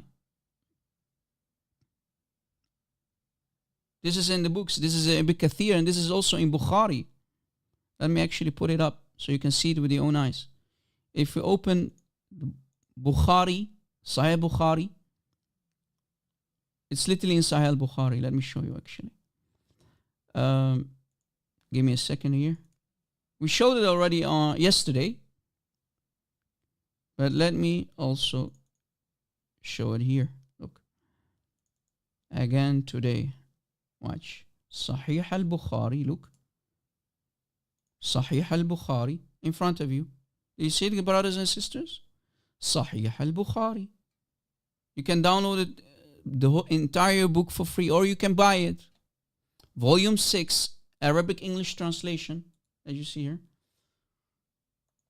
Look, page 1410, 1410. If you download the entire PDF, Sahih al-Bukhari, Ibn Abbas said, immediately on top of 4624, Bukhari hadith number 4624, it says, وقال ابن عباس متوفيك أي meaning مميتك موت means death. Do you see it? Page 1410, 1410, Bukhari. You see it? Bukhari, brothers and sisters. And even on sunnah.com we can find the same quotation. So if we go back to chapter 3, ayah 55. Look. Ayah 55. Chapter 3, ayah 55. Chapter 3, ayah 55. Chapter 3, ayah 55. Recall what time Allah said, O Isa, verily I Allah, shall make thee die. Do you see it? So Allah confirms that Isa died. And also in Bukhari, on sunnah.com you can find it as well. Bukhari 65, chapter 65. We can find also on sunnah.com the same quotation. Look, Right above Sahih al-Bukhari, hadith number 4623. Right on top of it, we have the quotation of Ibn Abbas. وَقَالَ Ibn Abbas, referring to the Quran. So if you click literally here, guys, it's a link. It will bring you to Quran.com, chapter 3, ayah 55. Do you see it? So it opens the Quran for you. Look. So Ibn Abbas explains, the cousin of Muhammad, the scholar of the Ummah, explains that chapter 3, ayah 55, the word mutawafika means mumituka, causing you to die. Right? Just like in the book. Ibn Abbas talking. وقال Ibn Abbas mutawafika in chapter 3, ayah 55 here. Inni mutawafika means causing you to die. So the early Muslims believe that Jesus died, yet modern day Muslims are lying to us and they're saying Jesus did not die. Oof. What deception? What is this deception? Modern day deception. So this is why people like Rob Christian say, without lies, Islam dies. This is why people like Rajesh64 in the chat is leaving Islam, because he just found out that he was deceived by his mullah, by his imams and the mashayikh. Aywa. Well, Rajesh, imagine, brother, your whole life you have been deceived. Your whole life you have been deceived, brother. Look at it. The evidence is on the screen. It's on the screen. The evidence is on the screen, brother. Do you see it? We're showing the online version on sunnah.com, the #1 English translation for the hadith, and also from the Quran, and from the actual PDF of Bukhari, the actual book. Pray, guys, for Rajesh here. God, pray for him that he will find Jesus in his life. Pray for him that he truly leaves Islam. Guys, I need to wrap things up. God bless all of you. Bye-bye.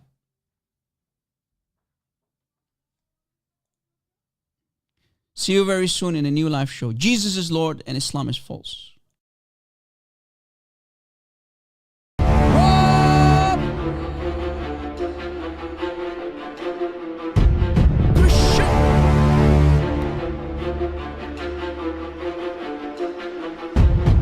Backup channel, please subscribe.